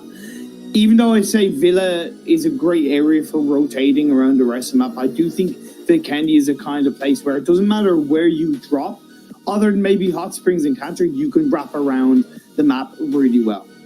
I just hope that, because we don't have many Vikendi games, right? We only have 2 here for these South Asia teams. I'm hoping we're not going to have another game where it's going to be so weird, going straight back to like the spawning location of Vikendi, and was like 50% waters for like the first 3 to 4 phases. I know. I hope we're going to have like a more normal game, because when you have normal games, sure, they might not be as interesting in like the early stage, but you have more time for these teams and players to like respond in the proper way, so you have like just better quality of gameplay overall from these teams. So I'm expecting a more normal / central circle for phase 1, and if that's the case, we'll have a great game of Vikendi. The only thing that a hard phase 1 water shift shows, or nearly guarantees us, that for the next 3 to 4 circles, you're gonna have pretty kind of predictable circle shifts. Like it's rare it's gonna stay more in the water, so it is generally gonna go towards the landmass. Whereas when you compare it to the last game where you had literally ping pong from one side to the other on those circle shifts, like I think some teams would nearly prefer phase 1 water, so at least they can kind of play around that a little bit better. I mean, it's a little bit like we had that last Miramar game of yesterday. Like, is the fact that you had that guitar formation on the western side, and the fact that you can, because of those locations, actually predict where the circle's going to go is bad in the early stage. But like when you arrive to the mid game, you can actually use that to your advantage and predict where the circle's going to go and get a better position to apply pressure on all the teams involved in that specific game. So of course, it's a tool you can use, but it still doesn't help the majority of teams, because like who wants a game where you have phase 1, phase 2, and phase 3 with like 50% water? You don't, because it increases also the chances of you getting shut down early, because breaches are going to be extremely abundant, and especially on Vikendi where the number of the compounds are not that heavy. Like you need to hold on to a position which you know is potentially not going to get breached for like the first few early game phases. But here's the thing, like realistically, no team should be really thinking about the circle shifts, because it's something you can't control. If you're aware of the circle shift, great, because you can respond from it. But if you're thinking about the circle, if you're actually thinking, okay, I want the circle to shift in a certain direction, you're not actually thinking of the bigger picture. You need to be going, okay, look, we can't control where the circle goes, so let's go, okay, if it shifts in this direction, let's go here. If it shifts in that direction, let's go there. Or just wait for it to show up and then instantly react. So that's where these teams really need to maybe change up their mindset and not presume that the circle is going to go in their favor. Like reaction time is definitely going to be really important. That's why I got like got that chicken dinner last time on Vikendi, because they reacted instantly. They went for the compound. They predicted the circle shift because there was so much water involved, right? And that's what allowed them to get that dub on Vikendi. Can they do that twice in a row? We'll have to wait and see. But with that said, ladies and gentlemen, Vikendi is going to be underway. We're going to be dropping there literally in a matter of a few seconds. There we go. We're going to be going up. Here's the plane. Where shall you take us? Vikendi direction it is. And here we go. As the plane part's going to be very focused on the northern side of this map. Yeah, it's going to be going from the east to the west, should I say. Nothing super crazy. Yeah, you know, the south side of Vikendi tends to be very well liked. But like I said, I think generally Vikendi is a kind of map where you can rotate pretty much anywhere around the map, depending on you know, from anywhere you drop. Of course, your river coming into play does have a huge effect on that. Once you're able to navigate around, go for from compound to compound, you can find yourself in a very strong position very quickly.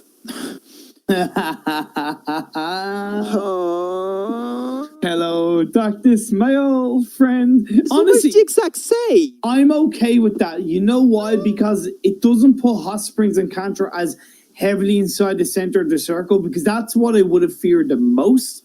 And like I said, because the water is in play for like a good 50% of this phase 1 circle, you do have the river and castle on the west edge of the circle. I'm actually okay with that. I'm not. I don't like this. I want some variety. The teams are going to have to rotate again. We might lose some squads early. I wanted to see some more normal action on Vikendi, but you know what? It's okay. I just, like, you know what? Actually, Castle's a nice entry point for all the teams localized on the center/western side. So you might see some Castle action. You know what? That might be the redeeming factor of this circle for me, at least, because I'm a big Castle fan. I think what kind of gets it for me is the fact that there is a noticeable shift in the land height on the east side of the circle. Basically, kind of when you have basically underneath Peshkovo and then on the coastline, there is a huge difference in the height of land and what you can see around you. So teams will have to very much consider that when repositioning from the outside of the circle and where they want to put themselves into. There we go. We're going to have some squads going for their rotation. No, towards Dino Park. That's okay. Dino Park is a weird early dropping location. Like, the loot's is like a little bit of a gamble in terms of loot because you've got different buildings that are very small. And if you get very unlucky, you might not get your entire squad actually looted up from that location. So I like the original aspect of them going for it, but they had to spread out as evenly as they possibly could because of that northern plane path. So you know what? I'm not going to be too against that. I think it's okay, but they've got to make up for it by potentially looting an extra compound as they rotate towards phase 1. Yeah, no, that's a really fair point. The team that probably has the best position right now is Megastars. They're in cement factory right now, but they can instantly disengage away from cement factory and go onto that big mountainside to the east of that spot, overlook the teams that are rotating in from the west. Right now, Synergy is coming in through Castle, and they could pick off a couple of bodies around there and push teams back. No, Fnatic, as I mentioned, like they do like to go for Villa. The loot there is going to be really good for full squad, so I'm pretty happy with them getting that under control. And having OP just playing around those dinosaurs, just trying to get on top of them. You can't ride them, unfortunately. You know, that could be a feature that rises in the future for PUBG. Like, man, instead of driving cars and everything, drive dinosaurs. I mean, yeah. Okay, Max. Dude, come on. I'm allowed to show my dreams, but he's getting straight to Gurkha. Striker, oh man, is it lucky? Actually, no, I don't think it is lucky. I think he's going to get stabbed to the way, jumps around and doesn't get shut down. Oh, but now Gurkha, he gave you a position where he's going to cross straight through the road. And there's another angle held so far by a player of Team Tamilus. Gurkha will make it through. Does he have a weapon? I mean, he's got his hand there. He's going to be working. Well, of course he's going to be walking with his hand, but no, I mean, if he's got a weapon, he does have the UMP, so that's fine. All the while now, Timothy is going to be able to join up with Striker, who was not knocked down, and then you see Gurkha disengaging away. Going to join up with Kamad, possibly. There is that compound that is in play. It's not too bad, but at the end of the day, these two teams, they're not inside the circle, so why are Hype in any way trying to engage on that, right? I'm all for getting a sneaky kill, but now that you haven't got it, just get the hell out there and play for that rotation and think about what you need to do in the next minute to 2 minutes, because the blue zone is going to start closing in. Yeah, this is definitely not a situation you want to take on that, especially on the Kendis, just like Miramar. You want to avoid fights early on as possible because man advantage to breach these compounds, because you know that there's going to be compound breaches left, right, and center. You need to keep your man advantage to the maximum. That is going to be 4 players going into this. No, but I'm going to look on the minimap right now. Like, Hype actually very spread between like Movatra and Tovar, basically, and also up north, the entirety of Dino Park. So you know what? As long as they get vehicles under control, they can easily rotate back towards each other. But otherwise, I'm okay with being split early as long as you got the cars to make up for it.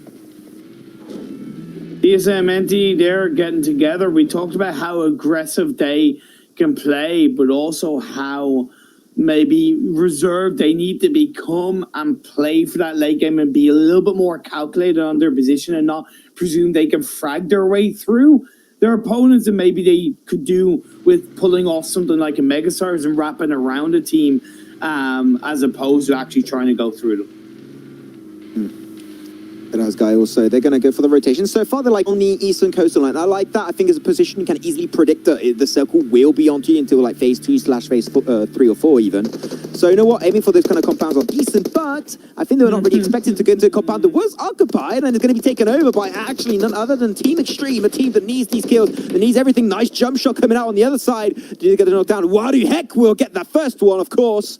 And now that's going to give the man advantage over to Deadeye's Guy, giving them the confidence to commit to this breach. And also, the response from Team Extreme is extremely slow pace. Utsaga and Kazi not joining. Demon going to be remaining alone. Does he even have a car to leave? I don't think so. But here's the thing. Well, there was a car inside that barn, but yeah, the side of Deadeyes are already there. I think Demon just trying to push back the members of Deadeyes as much as possible and get a sneaky kill along the way. Happy days, because the other two members of Team Extreme, it's not worth them in any way, trying to join up and save Demon.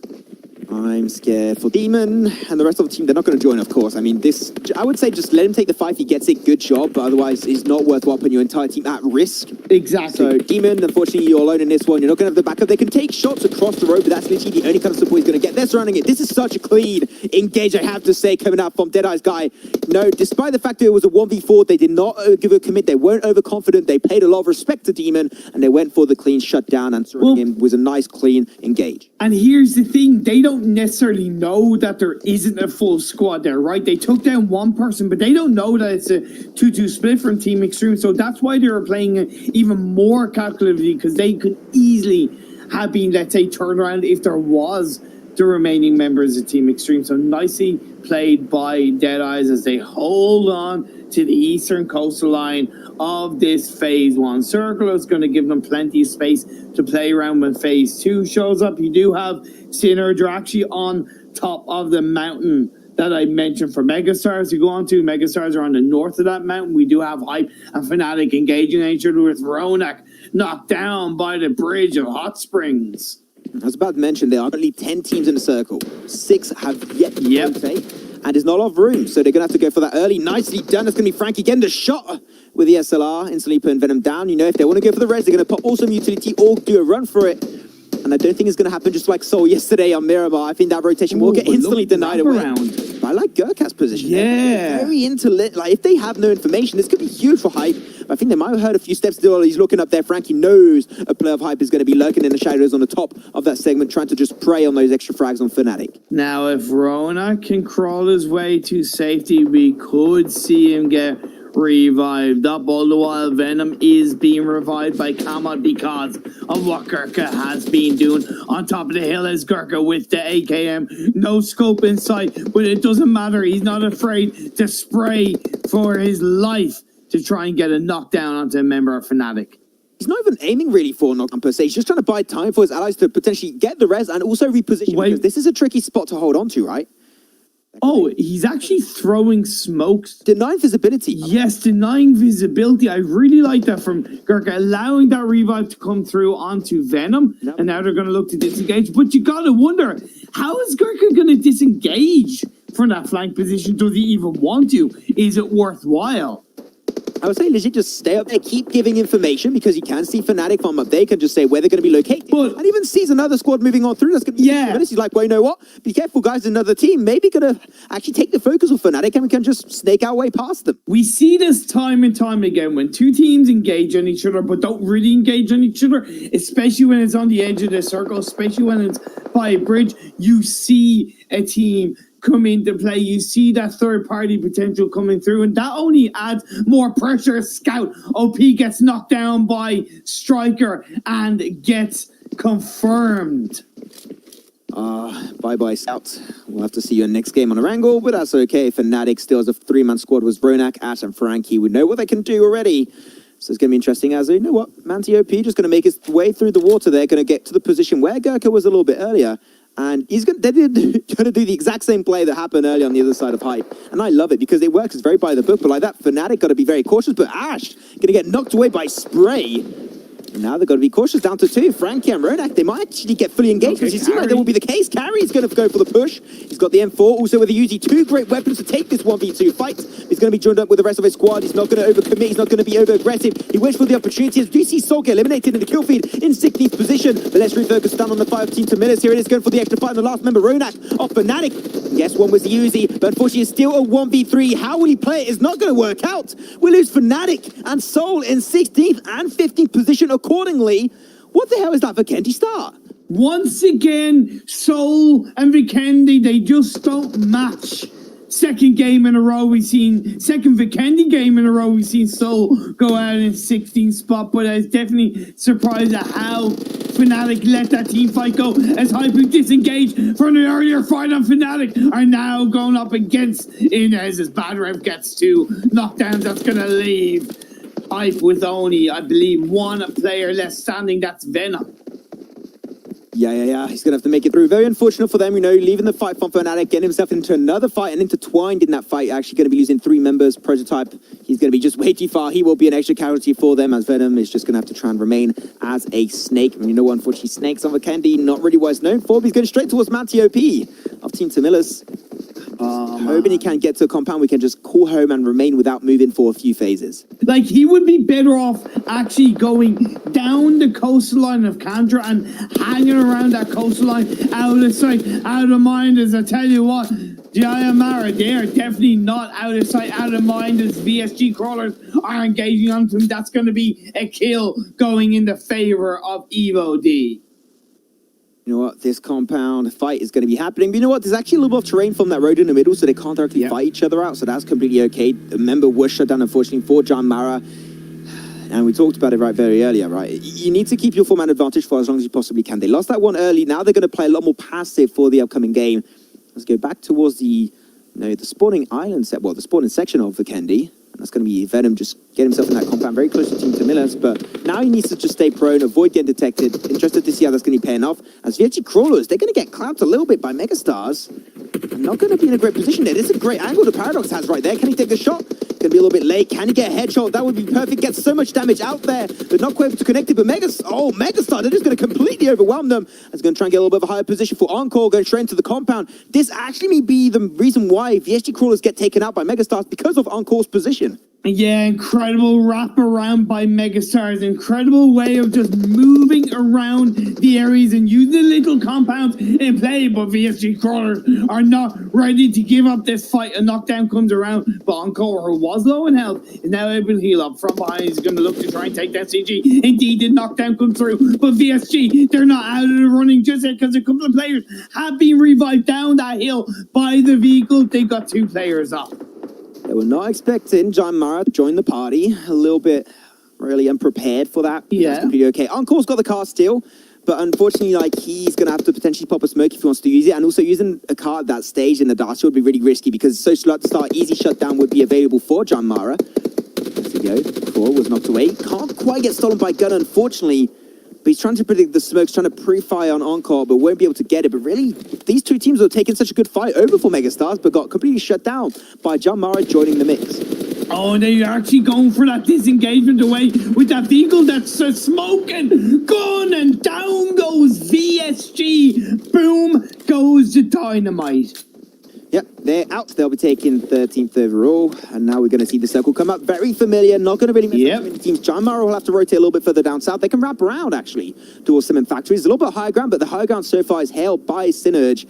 I think that's one of the better position, if not the better position in this game, because we saw it be extremely impactful in a similar scenario. Exactly. Yesterday on Vikendi, Synerge, in my opinion, they got the great and best mid-stage game position. True, but they've also got to think of the later phases, that even though it is going to go away from the water, that uphill area is still going to put you in a compromised position because there's not many trees around that mountainside, so you could get exposed disengaging away. All the while, Team Tamil is looking to try and engage onto the members of Inez. Machine is going to be popped up onto Striker, but Striker is ready to push back and allow Spray, but Spray gets knocked down by Badrev. Great play with the Uzi. There you go, going a little bit too far. He tried to have the surprise factor, but didn't pay off. But no, you're going too aggressive, Badrev, and that's going to be an instant shutdown for the other side of Team Tamilus. How are they going to respond to this? I mean, the ally was not knocked. They're going to go for it. You're putting himself in a really risky situation by doing that.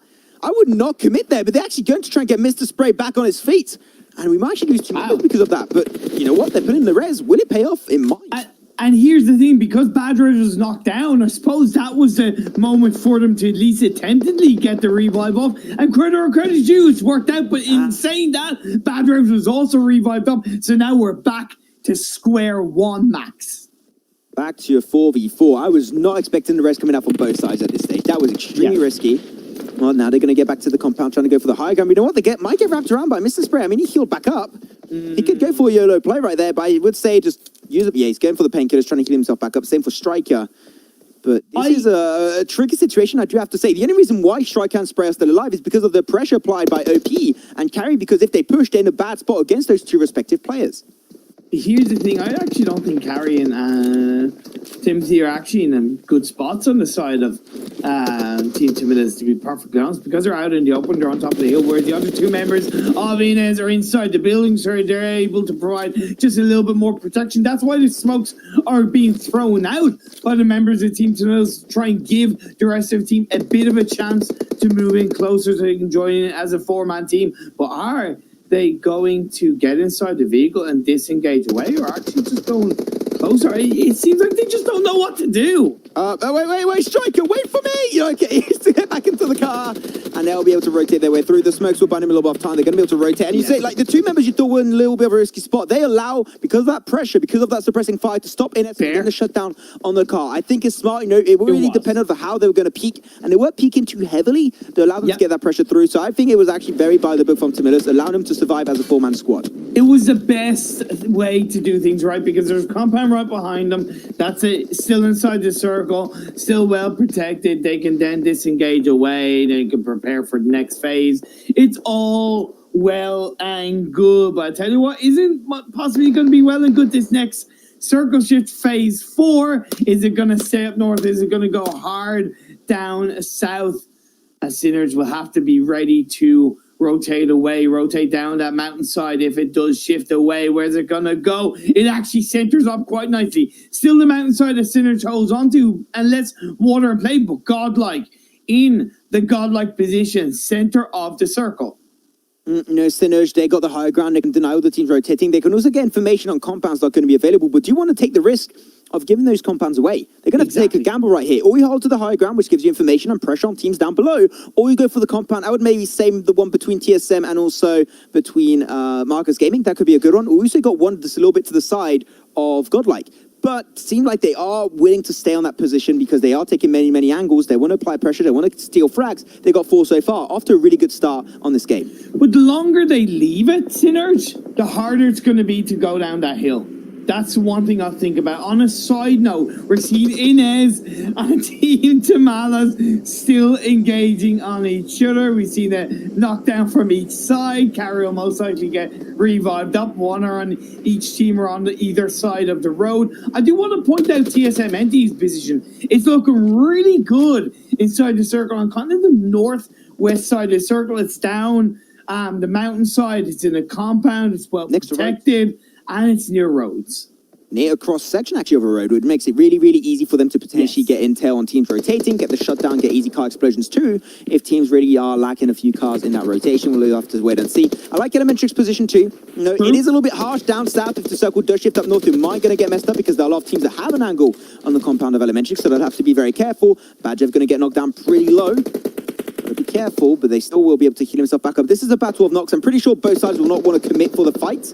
But because they don't want to take the risk of getting backstabbed, we might actually see an overcommitment from both sides to actually go for the teams called Wipeout, just to not get backstabbed by any teams during their late phase rotation towards phase 4. Yeah, this is dancing with each other in the form of bullets right now. Carrie was once again put down to his knees, knocked down, but he will most likely get revived up. Like you mentioned, you got to understand the fact that Elementars are coming into possibly third party. You also have Megastars coming in from the southeasterly direction. You see them coming in to the compound nearby. So that could be 4 teams, 1 area, depending on where phase 5 does go. Well, let's see. Talking about phase 5 is going to pop off in a few seconds. So keep an eye out on the map. Oh, perfect. As I mentioned, it's going to be popping off on the top right of your screens. Oh, John Mara and Deadeye guys, big fight, of the northeastern section. Ooh. And he's like, oh, they actually don't have to move. They can keep on focusing on that fight. But now, I said it, Elementrix, and also for Megastars, now if that circle shifted heavily up north, it's going to be hard for them. They have to rotate ASAP, but also so many teams are going to do the exact same move. So not many teams will make it down from the south. I'm unfortunately pretty sure that will be happening here.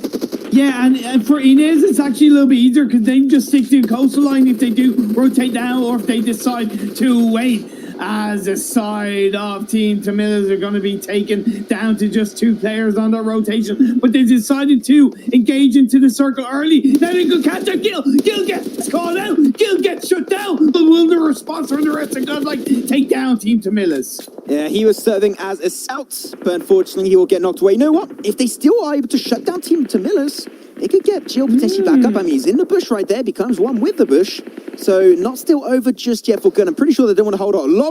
Man, that's a lot of utility right there. They do want to survive for a long period of time. Is that too much? they're going to send Hastar out there. I think that might be a little bit risky because you only got Tree, makes it slowly behind that little bit of a dip, and we'll be able to get res back up. Great smoke out. Got to say, that's a great re-engagement. I was thinking that might be too risky, but there are not many teams that could pose a threat to that res. And we are seeing on the kill feed, Synerge are being punished by leaving it too late to rotate down the hill. Marcus Gaming, who were in the compound down that mountainside, have been able to punish, at least get one knockdown on the side of Synerge. Don't know if it's going to revert in score out. Plus, you got Team Tanilla still looking up. That's a great spray from a long distance to knock down Strider.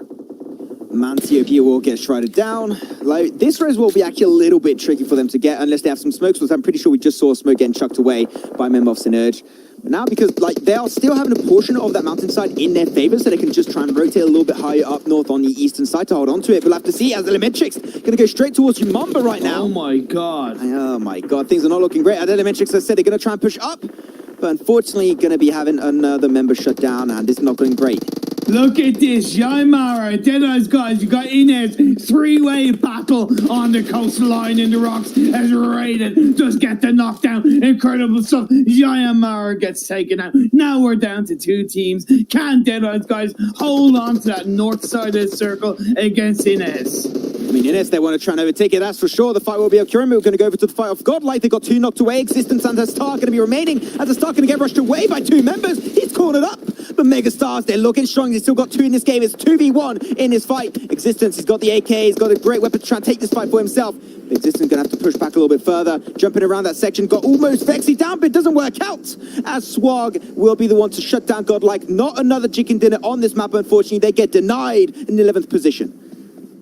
Very nice engagement by Megastars. Megastars came in from the southeast, but they really played it calculatively, coming into the right time, into the right compound, taking down the likes of Godlike. But now Inez, they shut down Deadeye's guys. Inez were in a similar situation to Team Timilla's earlier on, but they've gone for the coastline play, and I said to go for the coastline play as Elementrix gets shut down by Team Timilla's. Now we're down to 8 teams. Now there's 20 players left standing. Things are getting pretty damn sweaty, I have to say. Marcos Gaming, be careful, they're going to have to go straight through Umamba. They got two members in that specific shack. Grenades could end them prematurely. But even if you got Team Tamilis on the little bit of a lower side on the east, it could peek over the mountainside, and that could potentially deny. Both seems to rotate back in circles. So Umamba certainly have a great position. That car's not going to be a valid option to rotate with because it's fuming. A few bullets, it will be game over.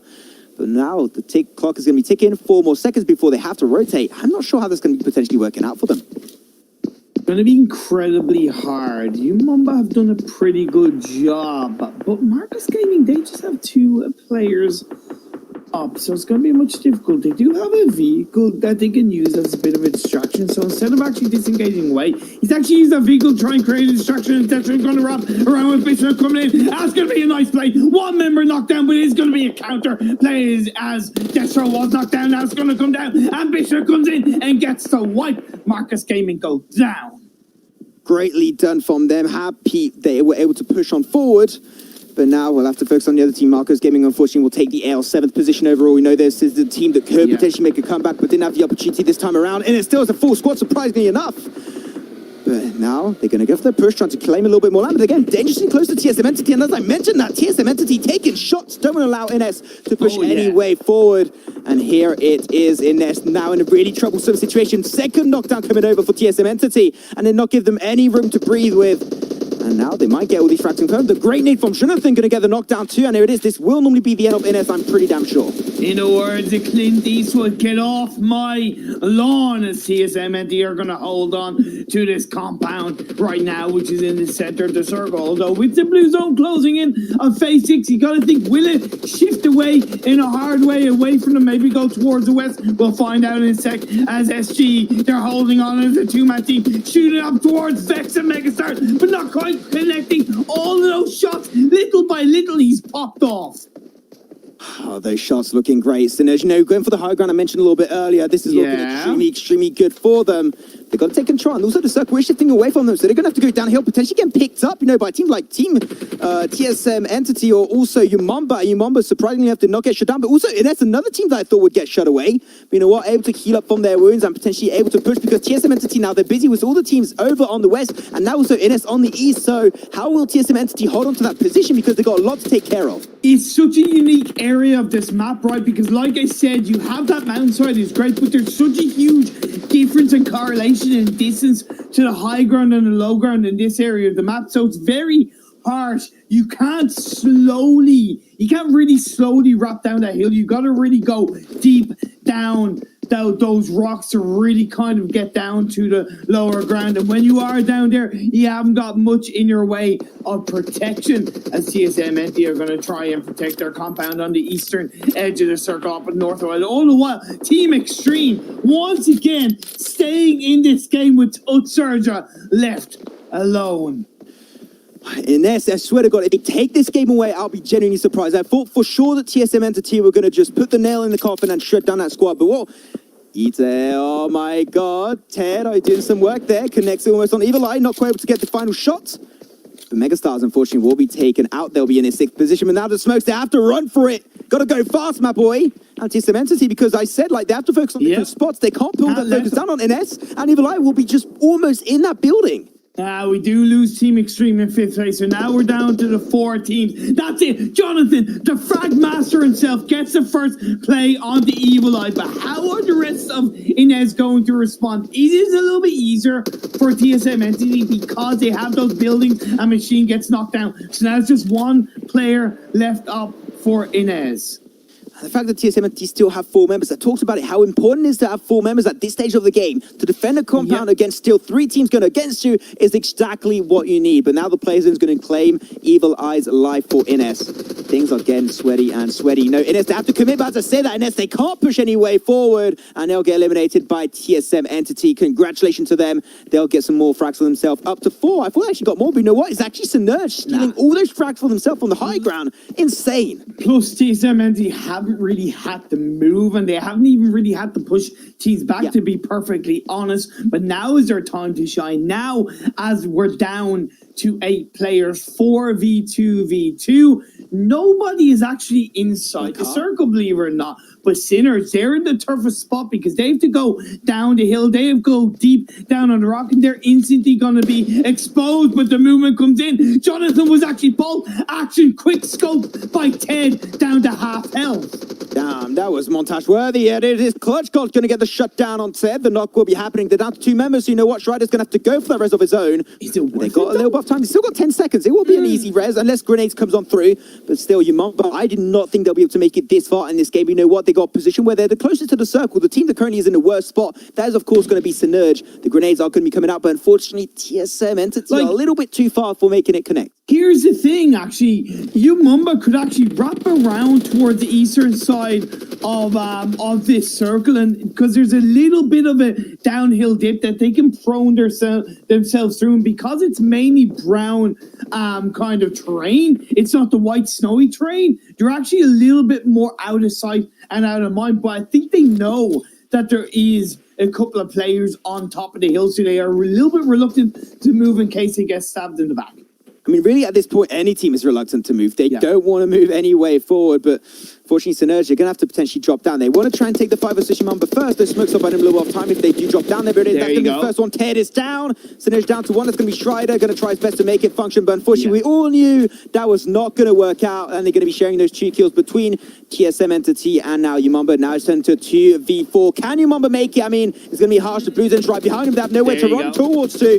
The first knockdown should be happening on their side, but no, not able to get Bishma. But at the end, he does connect. Now down to a 1v4. They're swiftly going to go for the kill secure, making that extra point up to 6 frags, going for 7th. Looking good. He does confirm 1. Yumamba, before dying, actually gets an extra point for his team as Yumamba get eliminated in 2nd, and TSM Entity come out on top on Vikendi and secure themselves their very 2nd chicken dinner of this entire event of Gamers Without Ball. Just like they've been listening to myself and Danu, play a little bit more passively, play for the late game, rotate in the right manner, get that compound where you need to hold on to. Yes, were they lucky with the circle shifts? Of course, but you make your own luck, and they certainly did make their luck with the chicken dinner in their hands. That's going to give them 27 points in total. You got to also think, because of the fact that Godlike finished in 11th place with only 3 points, what is that going to do to the overall standings coming into the last two games? I mean, there are going to be a lot of shifts in the overall standings, especially in that top 8, that is for sure. But I got to say, I'm really happy to see Ines. Like, they had one of the hardest rotations. They still made up for the fact that they got shut down a little bit earlier. I think the most teams to win that later stage game. But they got themselves actually so many frags, 8 frags overall, plus 8 positioning points, wrapping up now to 16 points total on this game. I got to say, I'm really happy to how they pulled that one off. They pulled a lot of fights like throughout the entirety of the game, but still were able to come out on top in really dominant fashion. So Ines definitely going to be one of the teams I'm going to say, man, you guys did good despite that hard position. 100% as we look at the team statistics of TSM Entity. Only 1,500 damage. What do you say? Only 1,500 damage, but it's the fact that they did what they needed to do with 7 knockouts and 3 headshots as part of what helped them secure that beautiful chicken dinner.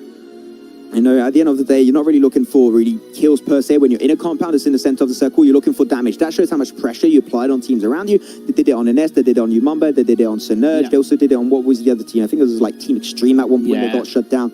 So that is definitely what they were looking forward to as you go over the top 4 players of this game. You got 2 top players for Synerge. I mean, of course, it was going to be Ted and also Schreider. They were the 2 players doing such a good amount of work on that high ground position, which I mentioned very early on the game, and it was a little bit of a gamble. The fact that they were in such a later phase circle shift, it allowed them to get so much pressure, and that's why they got so many frags this entire game, because high ground is huge on Vikendi. Plus, because a lot of teams had wrapped around into a circle from the southwest direction as opposed to the northwest,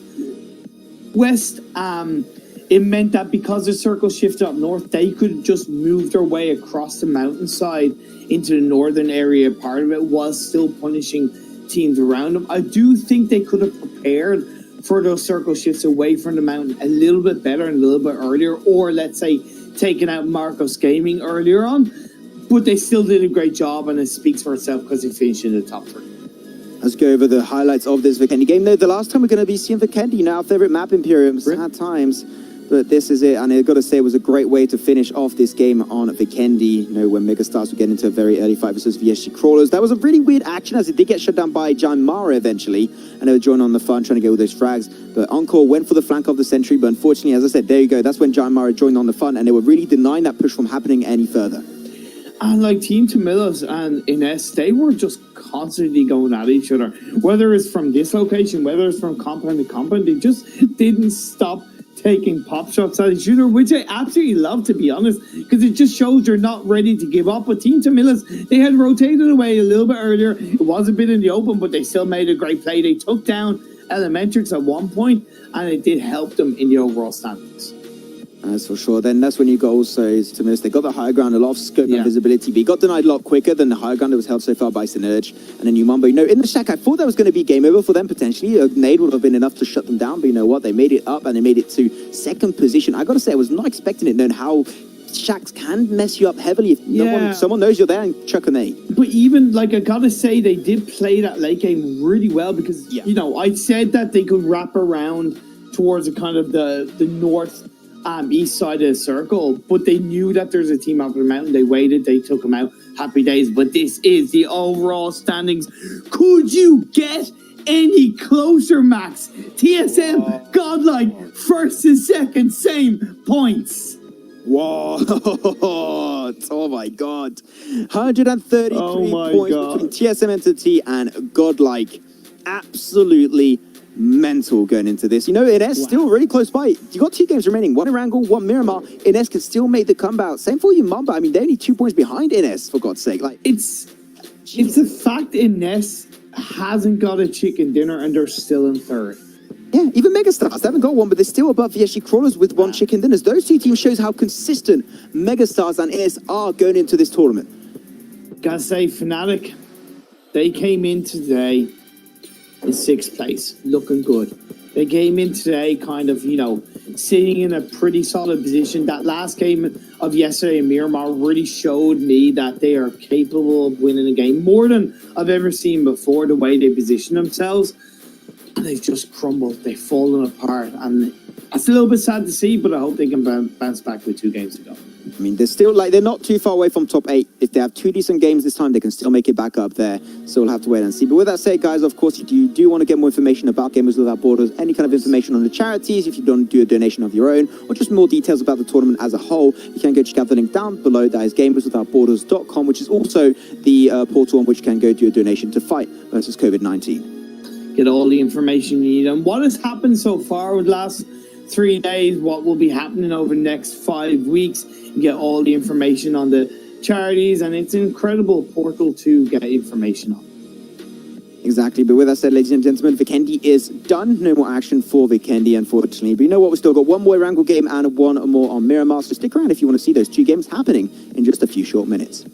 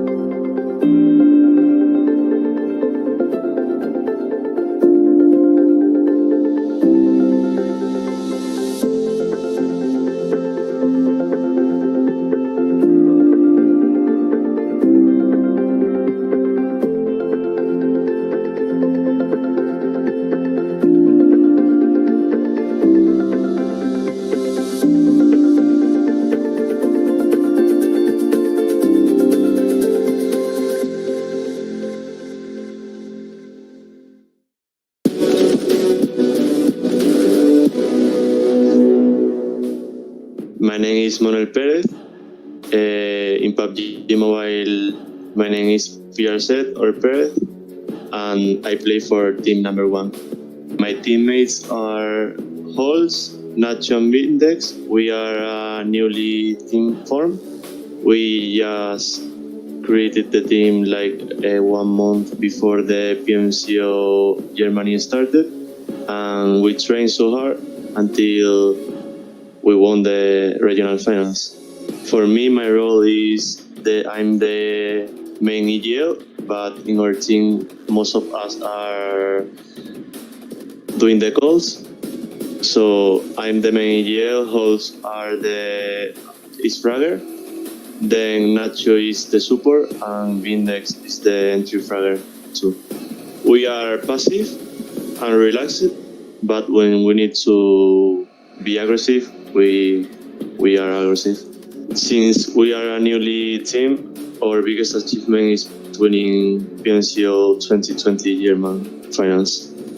We would like to support the World Health Organization. No borders, stay home, be safe.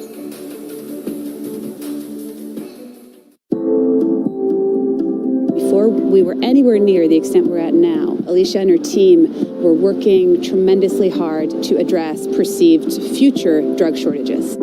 The idea with the ICU kit at the beginning was trying to think of a way that we could help these patients that are critical in ICU settings. In this case, it was kind of the next layer of protection for this response. In the kit, we have a few different types of medications, antibiotics for secondary bacterial infections, as well as blood pressure support, so vasopressors. Things like albuterol inhalers, we were learning, were highly requested in hospitals. Medications that are used for intubation and sedation that help with that process. Each one of these kits is designed to have about 100 courses of antibiotics and supportive medications. The first 2 are headed up to Northern California in the Bay Area, which is especially hard hit, and the next 11 are going to hospitals across New Jersey, and we'll have about 80 of them going to New York City. In the end, we're just feeling really fortunate that we're able to support our partners with these medications that they need so desperately. The wisdom, the expertise that I think this team has demonstrated in being able to help us as a community partner, but also hospitals and healthcare systems around the country struggle with drug shortages, which are now a reality, I think just speaks volumes to the impact DR has.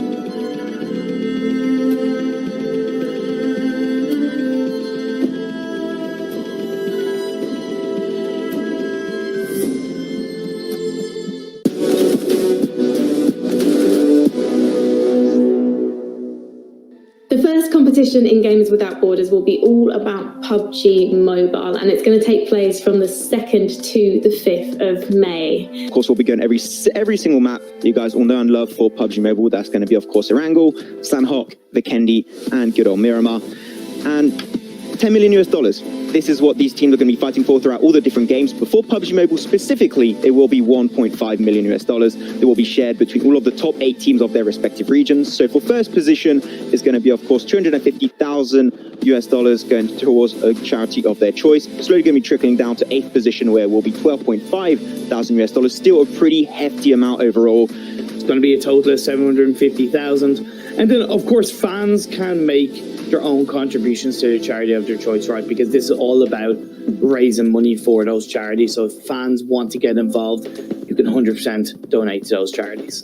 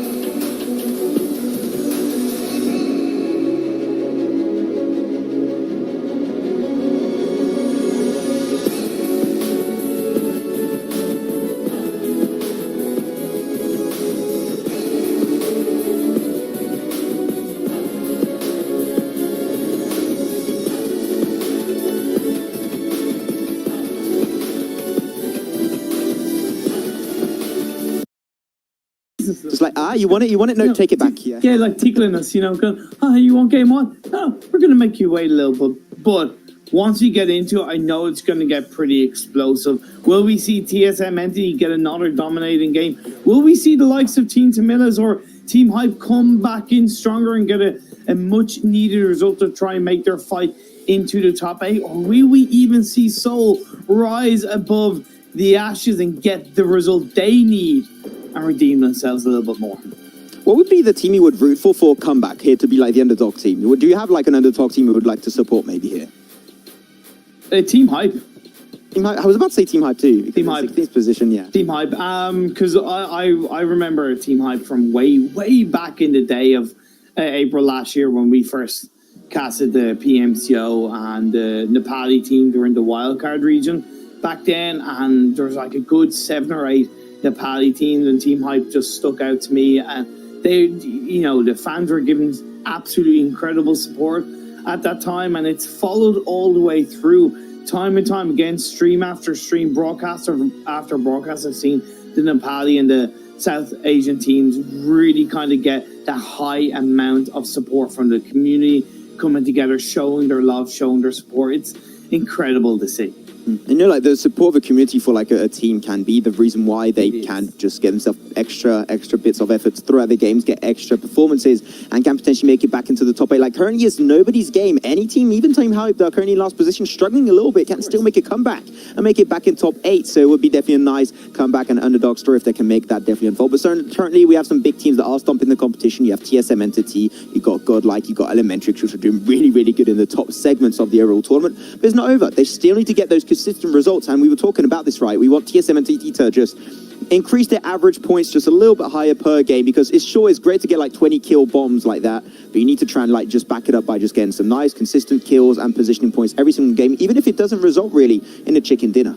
True, but then on the other hand, and I know I kind of touched upon it as well, Godlike, they're in second place and they've had 2 chicken dinners, and TSMNT have only had 1, so that's another element, right? It's always about that balance of strong results with the chicken dinners and overall just to try and smash the rest of the field, and in this case, get that $250,000 for a charity of their choice. $250,000, here it is. The teams are going to be fighting over that for the next 6 games. Who shall be in the top 8? We'll have to see, but here is game 1, point 2.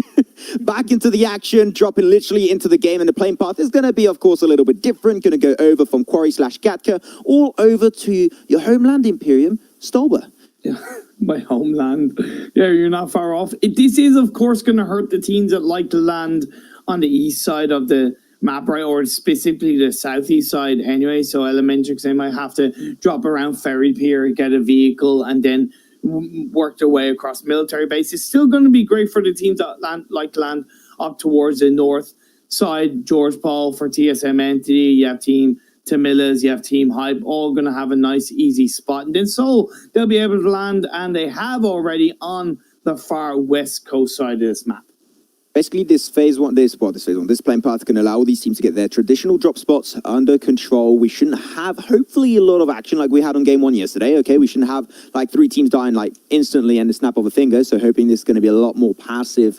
Which is really weird, right? Because if you didn't watch yesterday's broadcast, like, we had Sanhok game a lot more passive than the early game of game 1 on Erangel, which you never really see. I was going to have, phase 1, not going to be on the east this time. It's going to be central, just completely focused on the northern side. That river will definitely come into play. The river will hugely come into play. What is good is that Synerge has a really strong spot instantly in this circle when they go to Severny. But what's going to be most important for them is that they rotate quickly. Even though they're in the central part of the circle, that they got to think that teams are going to be coming in around them. So I would not recommend heavily that they separate from each other, but they need to rotate away and disengage away from Severny to get a strong spot inside the circle so they can punish teams around them. What I like currently is the position of Marcus Gaming. They got themselves Roshawk. If they can try and control back up, we saw Roshawk come into play. Not only for, like yesterday's game, we had a lot of action happening towards Roshawk, but it's also for the EU and MENA team. It's a location, if you get into control early, and you go especially to the northern or to the southern side, like especially the 2 high ground positions of Roshawk itself, the amount of just control you have by getting information is huge, but also the pressure on teams trying to rotate towards you is great. Though, if you do go south of Roshawk, you've got to be careful, because that's where TSM Entity excel at overtaking positions. So just get ready if you decide to try and control the area, because you got some teams that are not going to allow you to control it too easily. It is going to be quite hard for the teams that are on the southwest side of the circle, even the southeast, to be honest. So, Team Extreme are going to have a little bit of a harder job, although they can shift along the far east coast past the Povka. Presuming Jayamara have started rotating at the either same time or before, but it's going to be much harder for the likes of Seoul, Elementrix, and Umumba, because if they shift across on the west side, they can more heavily come across the likes of Hype, TSM Entity, and Team Tamillas. So it's something that Seoul are really going to have to think about on when they choose to rotate into the circle. They're godlike. They always get themselves opportunity under control. Never contested so far. So they get all the loot for themselves. Of course, they're going to get really decent loot from that. And that's another team, that's been doing, I was pretty happy with their performances, actually. They can try and work a little bit more to focus on their late game. I think that's where they struggle the most.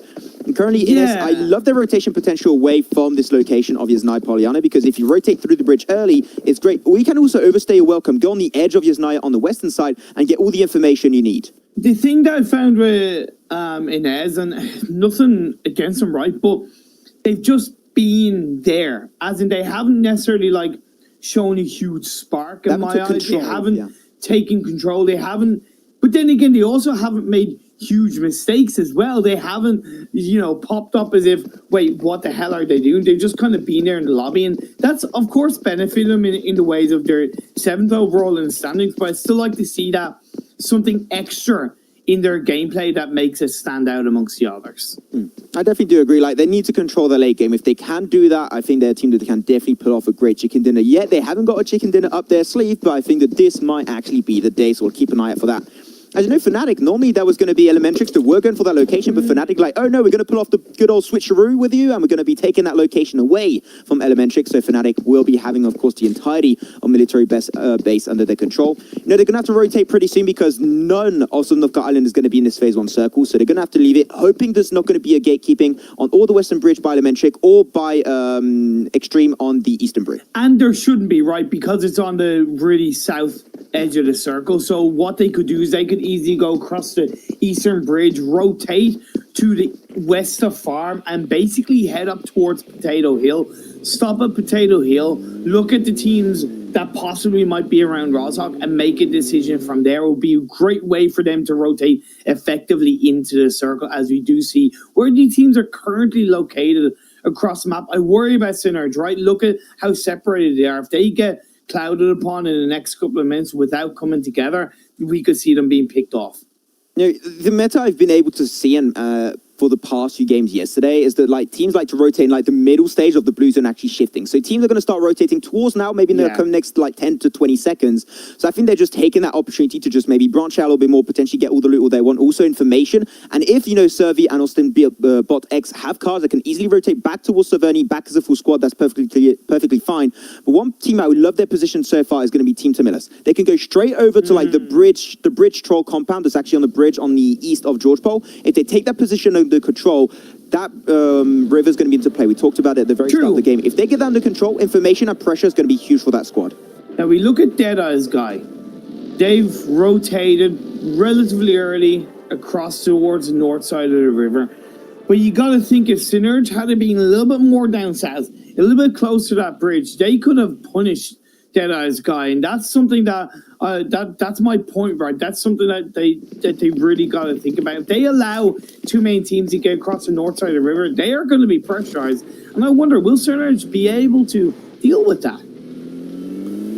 I think that's definitely something we're going to have to check out during this game. So they got himself a compound, which is, you know, not in circle. I do have to mention is on the western coastal line. They're just still potentially looking for some extra build. Yeah, it's still early days, and they do like to play a little bit more on the edge, at least what I've saw in the last few games of yesterday. So they're taking a lot more passive, and they're not currently in top 8. These are games where they have to play really consistently, and they're trying to just avoid as much as possible phase 1/phase 2 fights. So I'm completely okay for them to try and come back their way through in the overall standings through this method.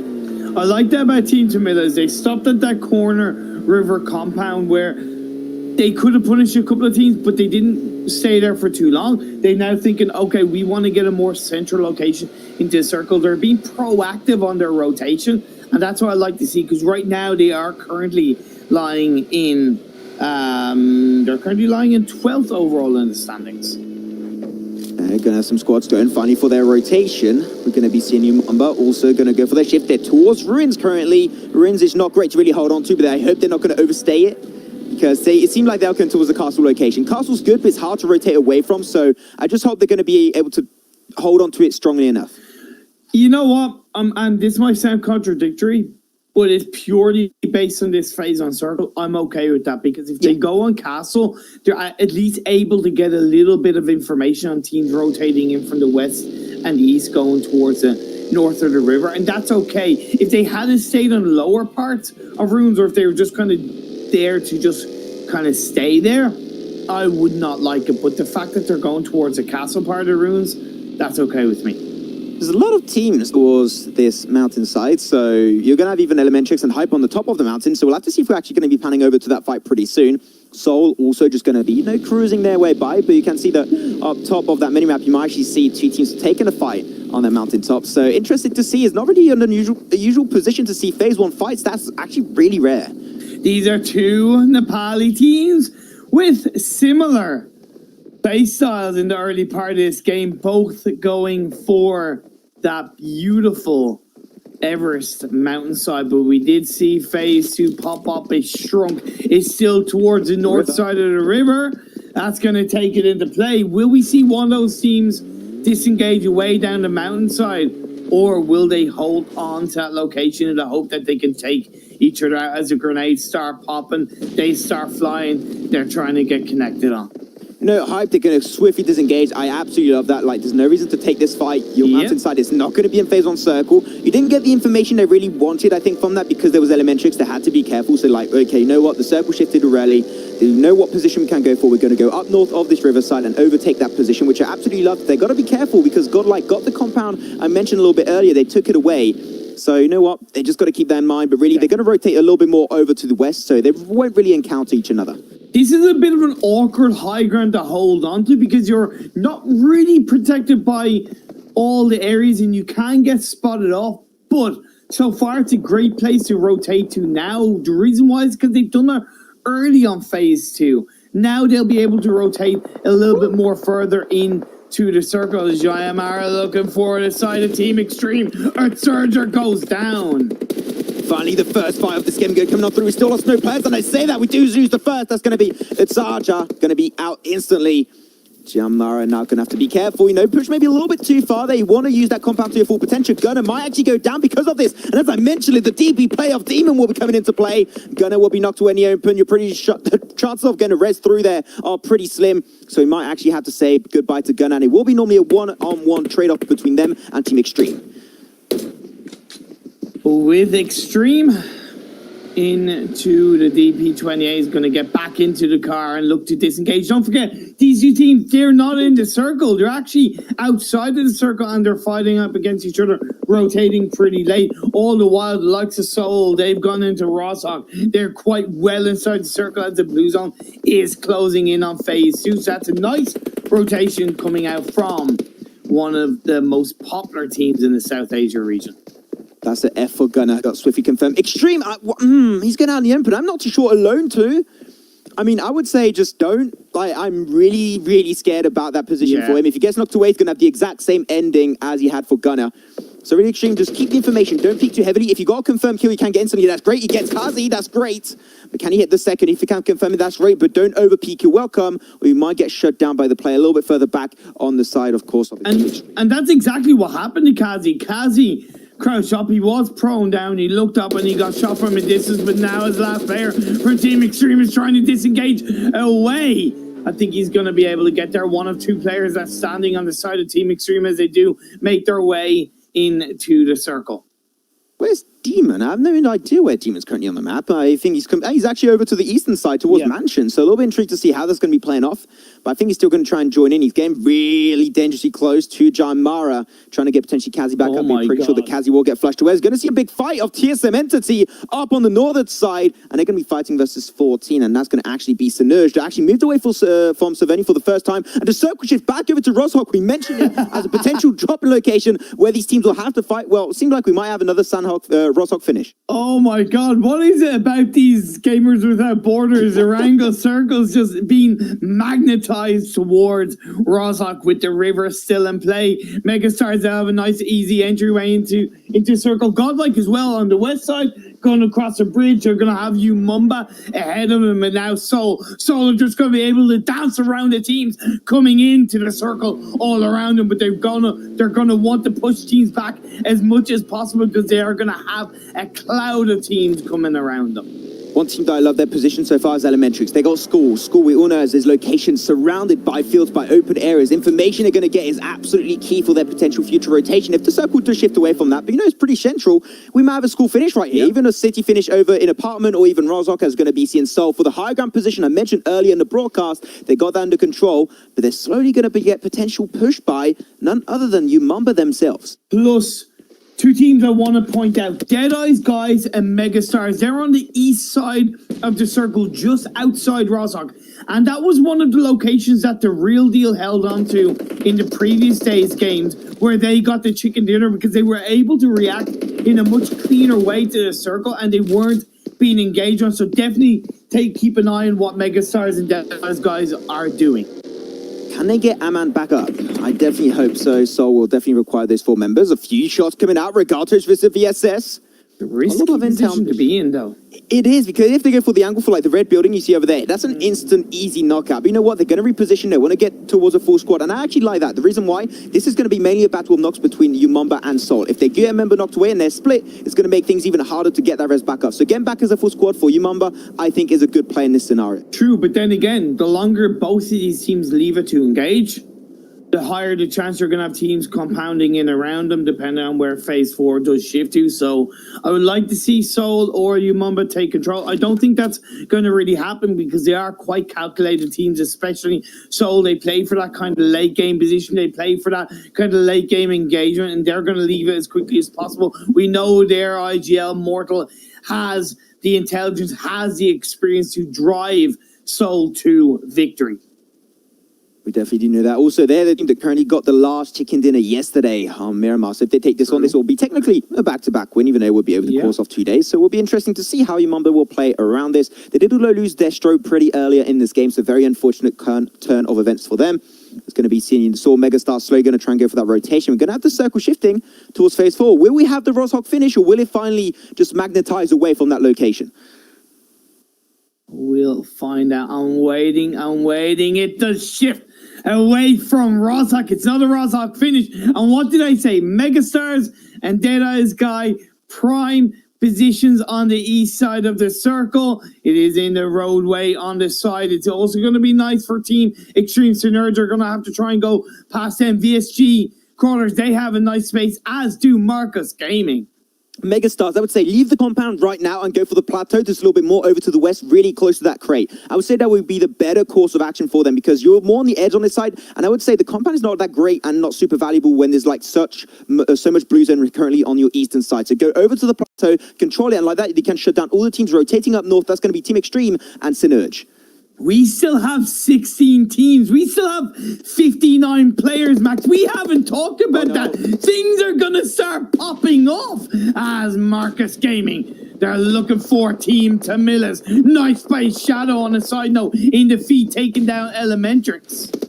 Marcus Gaming, here we go. The fight's unfolding. The first actual proper team fight of this game is going to be unfolding. The proper team fight of the day. Carry going to go for the Uzi boy. He just turns around a corner at the split last second, and he will remain alive. Here it is. Also, Elementrix, they're going to get engaged on their own as they try to go for the compound. This is 3 teams fighting for this one respective compound. It is in a nice position in the circle, but only one team will come out on top. Who might that be? Marcus going to try and go for the rooftop. Going to go for the fight on the balcony. The Pipman trying his best to hold on to it. Switches weapon. It is not enough as Elementrix bite the dust and get eliminated.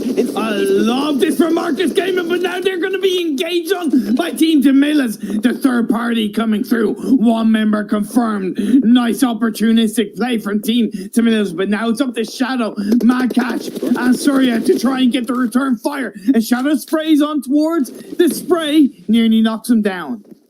A grenade from Shadow. Is it going to go boom, boom? We'll have to see. I mean, it was definitely in a good location. Not sure if it's actually going to connect right there, but Godlike, they got the position in the backside. If you peek without being too careful of your surroundings, that could be the end potentially of one member of all Marcos or on the other side of Team Tamilis. So they've got to keep that into account. The teams are indeed localized on the western side. And here's the thing, because and Soul, we have so many players and so many teams left in this game, this is going to be less about the analyze. And this is going to be more about what we see in front of our very eyes as Soul Regaltos knocks down Zed God. They take down Jonathan, confirms Jonathan. Is this Soul getting the better of the top team? Indeed, TSM Entity go down in 15th place.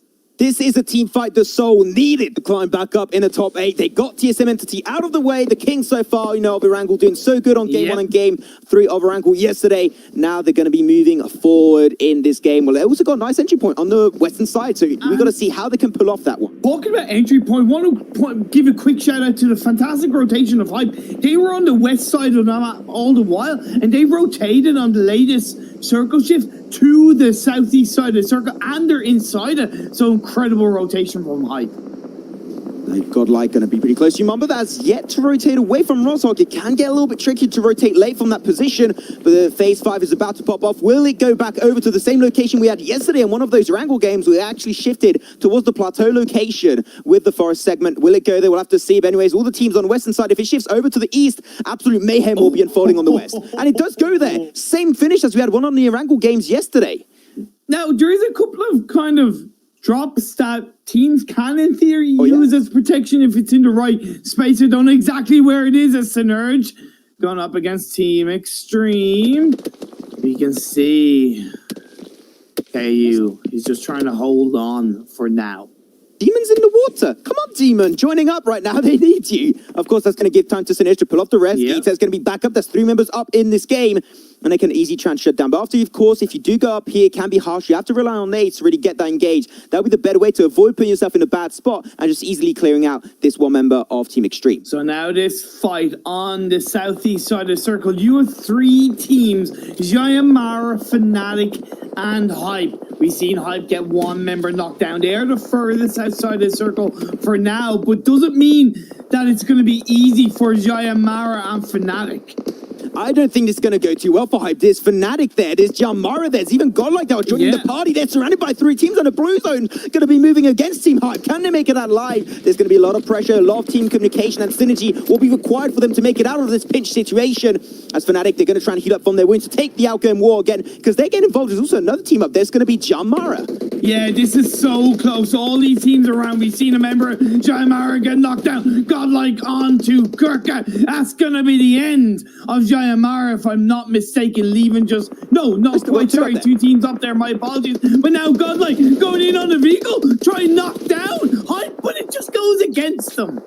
Go on, Venom, he can do it against Godlike. They got 2 chicken dinners yesterday, but it doesn't matter. Hype will get the better of them. Godlike out in 14th position. They got 3 members knocked away. Can they get back to the 4-man squad? It'll be harsh, but definitely achievable. And you know what's great for Fnatic is they've been allowed these teams to just kind of get around each other, and now they can engage on the edge of the circle against Jayamara, or try and hold on as a 1-man team. Nanji, can he keep his cool? He gets a great grenade to knock down Frankie, but how will Ronick and Ash respawn as Scout OP? He went down early on.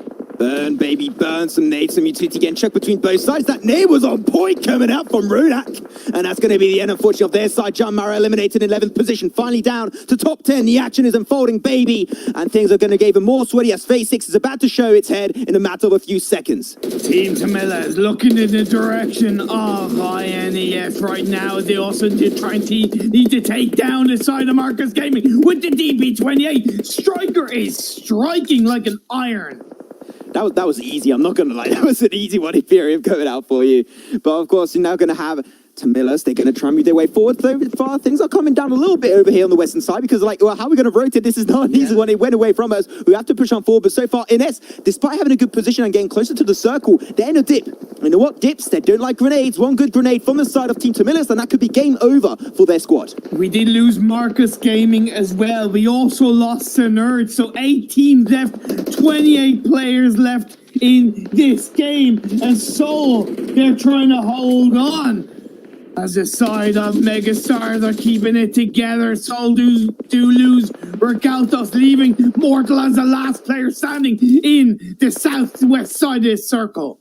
I mean, he's fighting for the 1 remaining compound in his game, supported so far by Deadeye's Guy. How can he make it? He's just going to hold on to it. You know what? Deadeye's Guy, they're going to do some work. NS are also going to be holding to that position, not allowing Team Tamilus to push too far forward, but they still got 2 members making their way on the front, and here it is. Machine will be left alone in the open segment there, divided from the rest of his squad, and the grenades are going to be flying by. Machine is going to put so damn low. 1 bullet will do its bidding, as Machine slowly, the smokes are going to be wearing off. Will he survive and get the backstab, or will he go down in a matter of a few seconds?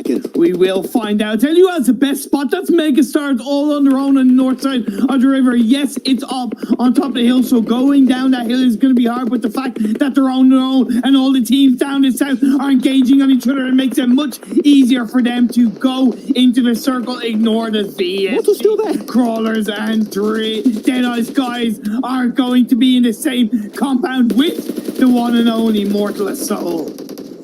I talked about, I said, Megastars at the ports, phase 3 or 4, you have to rotate for the plateau. They went there, now they got all the control. They got the highest point in this entire late game circle shift, and now they got information, they got the control, they got the pressure. How well can they use it? That is the question. We'll have answers. Team Tamilus are going to try and actually push on that position, but still very far away for them. We've got to focus on this compound fight, as unfortunately Soul will get eliminated in 7th position. The fight will be continuing between Deadeye's Guy and VSG Crawlers. Oh, but now look at Bad Red. What a push with the vehicle, but he gets knocked down down. Just like that, you got two teams into one compound. You're going to find yourself getting exploded on, and that's exactly what has happened as Fnatic are making their way through. They're on the southeast side of the circle. They've done absolutely fantastically to make their way little by little into the circle, and now they can take on Deadeye's guys from behind as they are a little bit split with VSG Crawlers in the other building along with Illusions. That crate gonna be maybe a gift from the heavens for Team Tamilis, also from Megastars. If the circle does shift, you know, a little bit further down south, we'll have to see if it goes over to the compound. But here it is, Ines gets the information. Anti-OP can see him for a split second, goes for the spray with the AK, but not quite able to connect those bullets. He is behind a tree and he will get hidden in the right amount of time, but the circle does shift down south across the road. Team Tamilis and Megastars have to leave their prime location and try and overtake all these teams fighting in the compound lower down. Yeah, we have lost Ines. He got taken out. That was it as Team Tamilis go down. So now we're down to 4 teams. Yes, Megastars are the furthest side of the circle, but they can rotate around down the southeast with those vehicles, come in on the side wall of the compound and maybe look to push upon the side of Fnatic. But Fnatic, they still have 3 members up.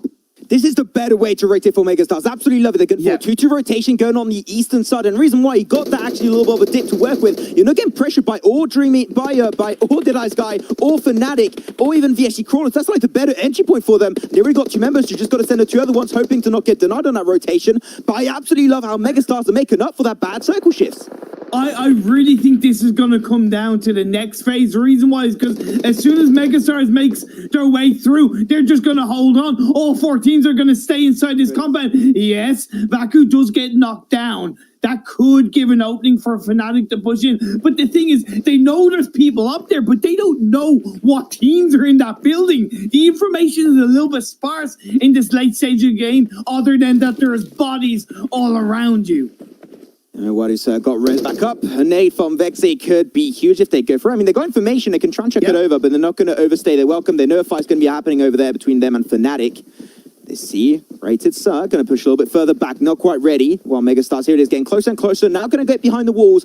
The hardest part's been done. That was to rotate from the plateau. Now they're in the compound, they're safe. Plus, they can actually, even though that other building is towards eastern, and they can actually wrap around the bottom half of that dip, and they can use that as protection. But it's definitely not going to be easy for Megastars. Could this be their time to shine? Could this be their game to show us what they are made of?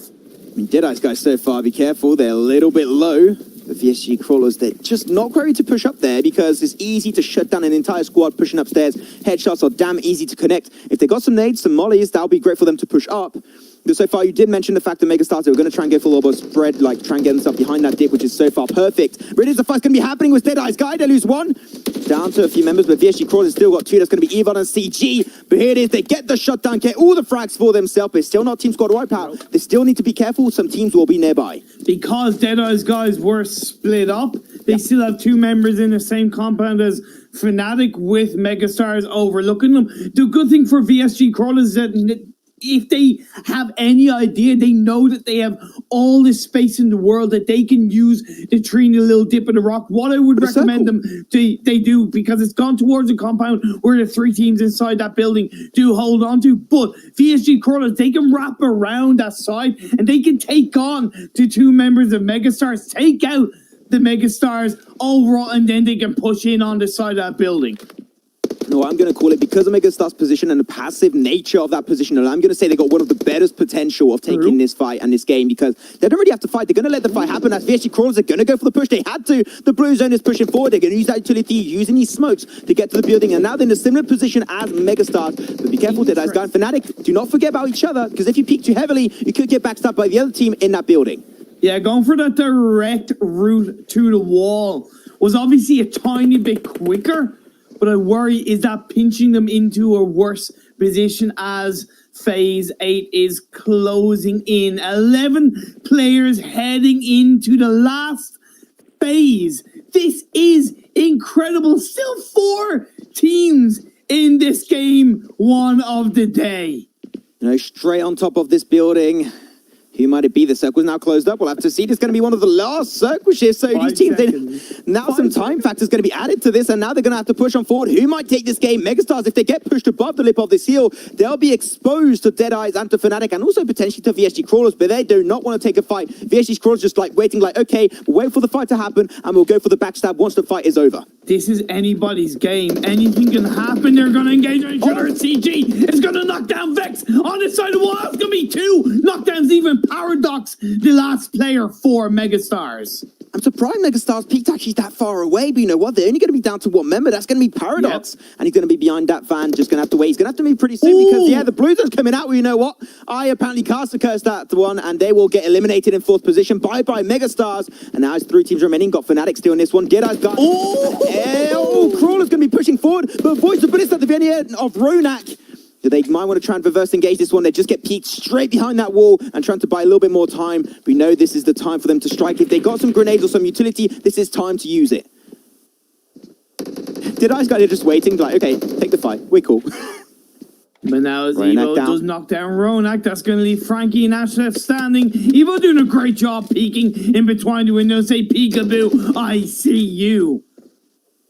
We might take this one. Frankie going to go for the res on Ronak. You know, every single member will count here, but will you have time to res? That's a question to have answer, but it is. They're going to try and get crawled down. They're barely no HP. Fnatic, a few bullets on this game over, but Deadeye's going to go for the back-to-back. No VSG Crawlers. They say a big fat no on that one.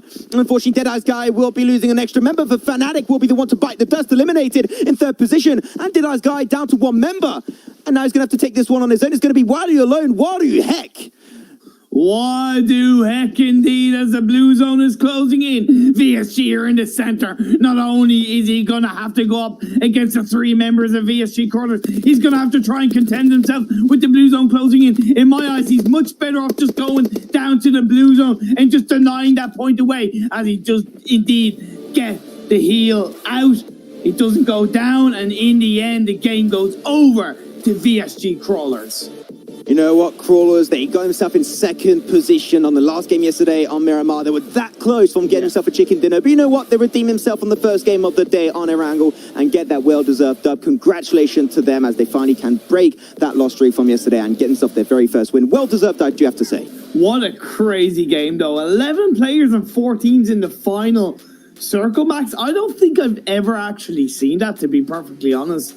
What a way to start the day. What a way to start these 6 games, as you see the standings from the first game of the day. Crawlers 12 kills, 20 placement points, 32 in total, but Deadeye's guy put in a great run to get 18 points in total. At the end, they went for the building. They just went for the 2-2 split. The 2-2 split was their redeeming factor, allowed them to survive despite losing that fight against VSG Crawlers a little bit earlier on in the game, and then they just come in hot. You know, the kill count a little bit hoarded up by VSG Crawlers because they had so many fights to play around. But at the end of the day, no, Fnatic, Deadeye's guy, Megastars, Team Tamilus, great performance at the end. The circle was very unlucky for the teams that were localized, especially up north towards the plateau. But Megastars, they made up for it really, really well, allowing them to get themselves in 4th position. Yeah, I said it would be really good for them. Definitely think the mistake they made was those 2 people that were on the southeast edge, they kind of pushed on to VSG Crawlers. It just didn't work out for you. You got spot out, 2 members knocked down, and Paradox taking about Ronak in the end, as this is the stats for Crawlers. 2,400 damage, 17 knocks, 17 and 730 heal. 17 knockouts, damn, they got a bunch stolen right there, or potentially a lot of reses coming out on the other side too, because like we had a lot of reses coming out from Fnatic, from Deadeye's guy, Megastars. At one point they had a res coming out on the side of that heal, so of course things were going to get a little bit tricky, but they definitely, like, that shows the amount of pressure VSG Crawlers were applying right in that late game stage, because they're just like, every time you push, we're going to get a knock. It's a battle of knocks. We're using the resources of the other team, if it's in utility or if it's also in just health packs and everything like that. So definitely VSG Crawlers, they need a lot of props. They had the hardest rotation in the later stage to move from that one building to the other, but they made it through. Great performance, and once again, very well-deserved chicken dinner. See the top players of that first game. Evo Zero and CG from VSG Crawlers coming in hot. Evo Zero, 7 kills and 4 assists, but Ronak from Fnatic, 3 kills, coming in strong, and then Swag just swagging his way through with 4 kills. I mean, Evo, look at that guy, 7. He got himself almost 1,000 damage right there. Great performance from the VSG Crawler player. But there you go, man. That's just the first game. An intense finish. A lot more passive in the early stage, which, you know what, I'm personally completely okay with. I think it's completely normal to have more passive early stage games on Erangel, but damn, it made up for it in the later stage. You had so many fights like Soul versus TSM Entity. You had the time where, like, where actually Team Hype, the Nepal team, was surrounded by like 3 teams. And they still made it out alive. They did die a little bit later after, but like they made it out of one of the trickiest positions I've ever seen in PUBG Mobile esports. So great job from Team Hype, but then things got a little bit tricky. As did have like a mini city finish in an actual proper sense of things. We'll go over things now as we see the vroom vroom replay of the highlights from that first game of the day. It was manic, it was crazy. We didn't see any teams go out until I believe like the 80-minute mark. It was absolutely phenomenal. So like you said, the passiveness of those teams really shining through in that first game. There we go. Back over to the replay. We're going to be seeing Team Timberless picking a pretty decently early fight in that later stage. And then Megastars, the amount of pressure they could have had from that position was huge. They did get a lot of roses back on their own teammates, but then they just got information and just waited. The circle was a little bit unluckier later. It really shows the Deadeyes guy. The fact that they had their compound early on was great, but because of that 2-2 split, it makes it harder to deny pushes from Fnatic, also from VSG Crawlers. That's why they were having to share really those specific compounds. Man, but this was the final moments, right? Like I said, 11 players, 4 teams, and in the end, Fnatic, they were doing a great job, but they got dropped from behind by Deadeye's guy, and that was it. They just closed out. Actually, no, sorry, it was actually VSG Crawlers that closed them out, in fairness. And then it came down to those 2 teams, and man, what a way to end that game. Yeah, they went way through, just straight through that building, straight through the window, and just got the backstab. They were not expecting it. Fnatic did die out because of that. You know, even Deadeye's guy, I'm really happy they took control. Yes. But then also dying from the blue zone, it's not too bad. You know, denied an extra point away. That would, like, they got 17 knockouts. You don't need more than that. I think VSG Crawlers can relax a little bit after that first game. So still, all the teams involved in that top 5, you know, VSG Crawlers, you've got Deadeye's guy, Fnatic, Megastars, and Team Timberless. Great rotations at the later stage. Despite all the pressure, able to make it so far in an Erangel game, they still deserve a lot of props for that. So congratulations overall. Exactly, and even though we'll see the overall standings soon enough, you know, the fact that teams that finished very strongly in that last game were in the bottom half of the standings, that's going to make an interesting part. Well, there you go. Game 1 is going to be played off. Now we're going to go straight for a little bit of a break, and game number 2, that's one's going to be played on Sandhawk. So stick around if you want to see some Sandhawk epic gameplay. Bye.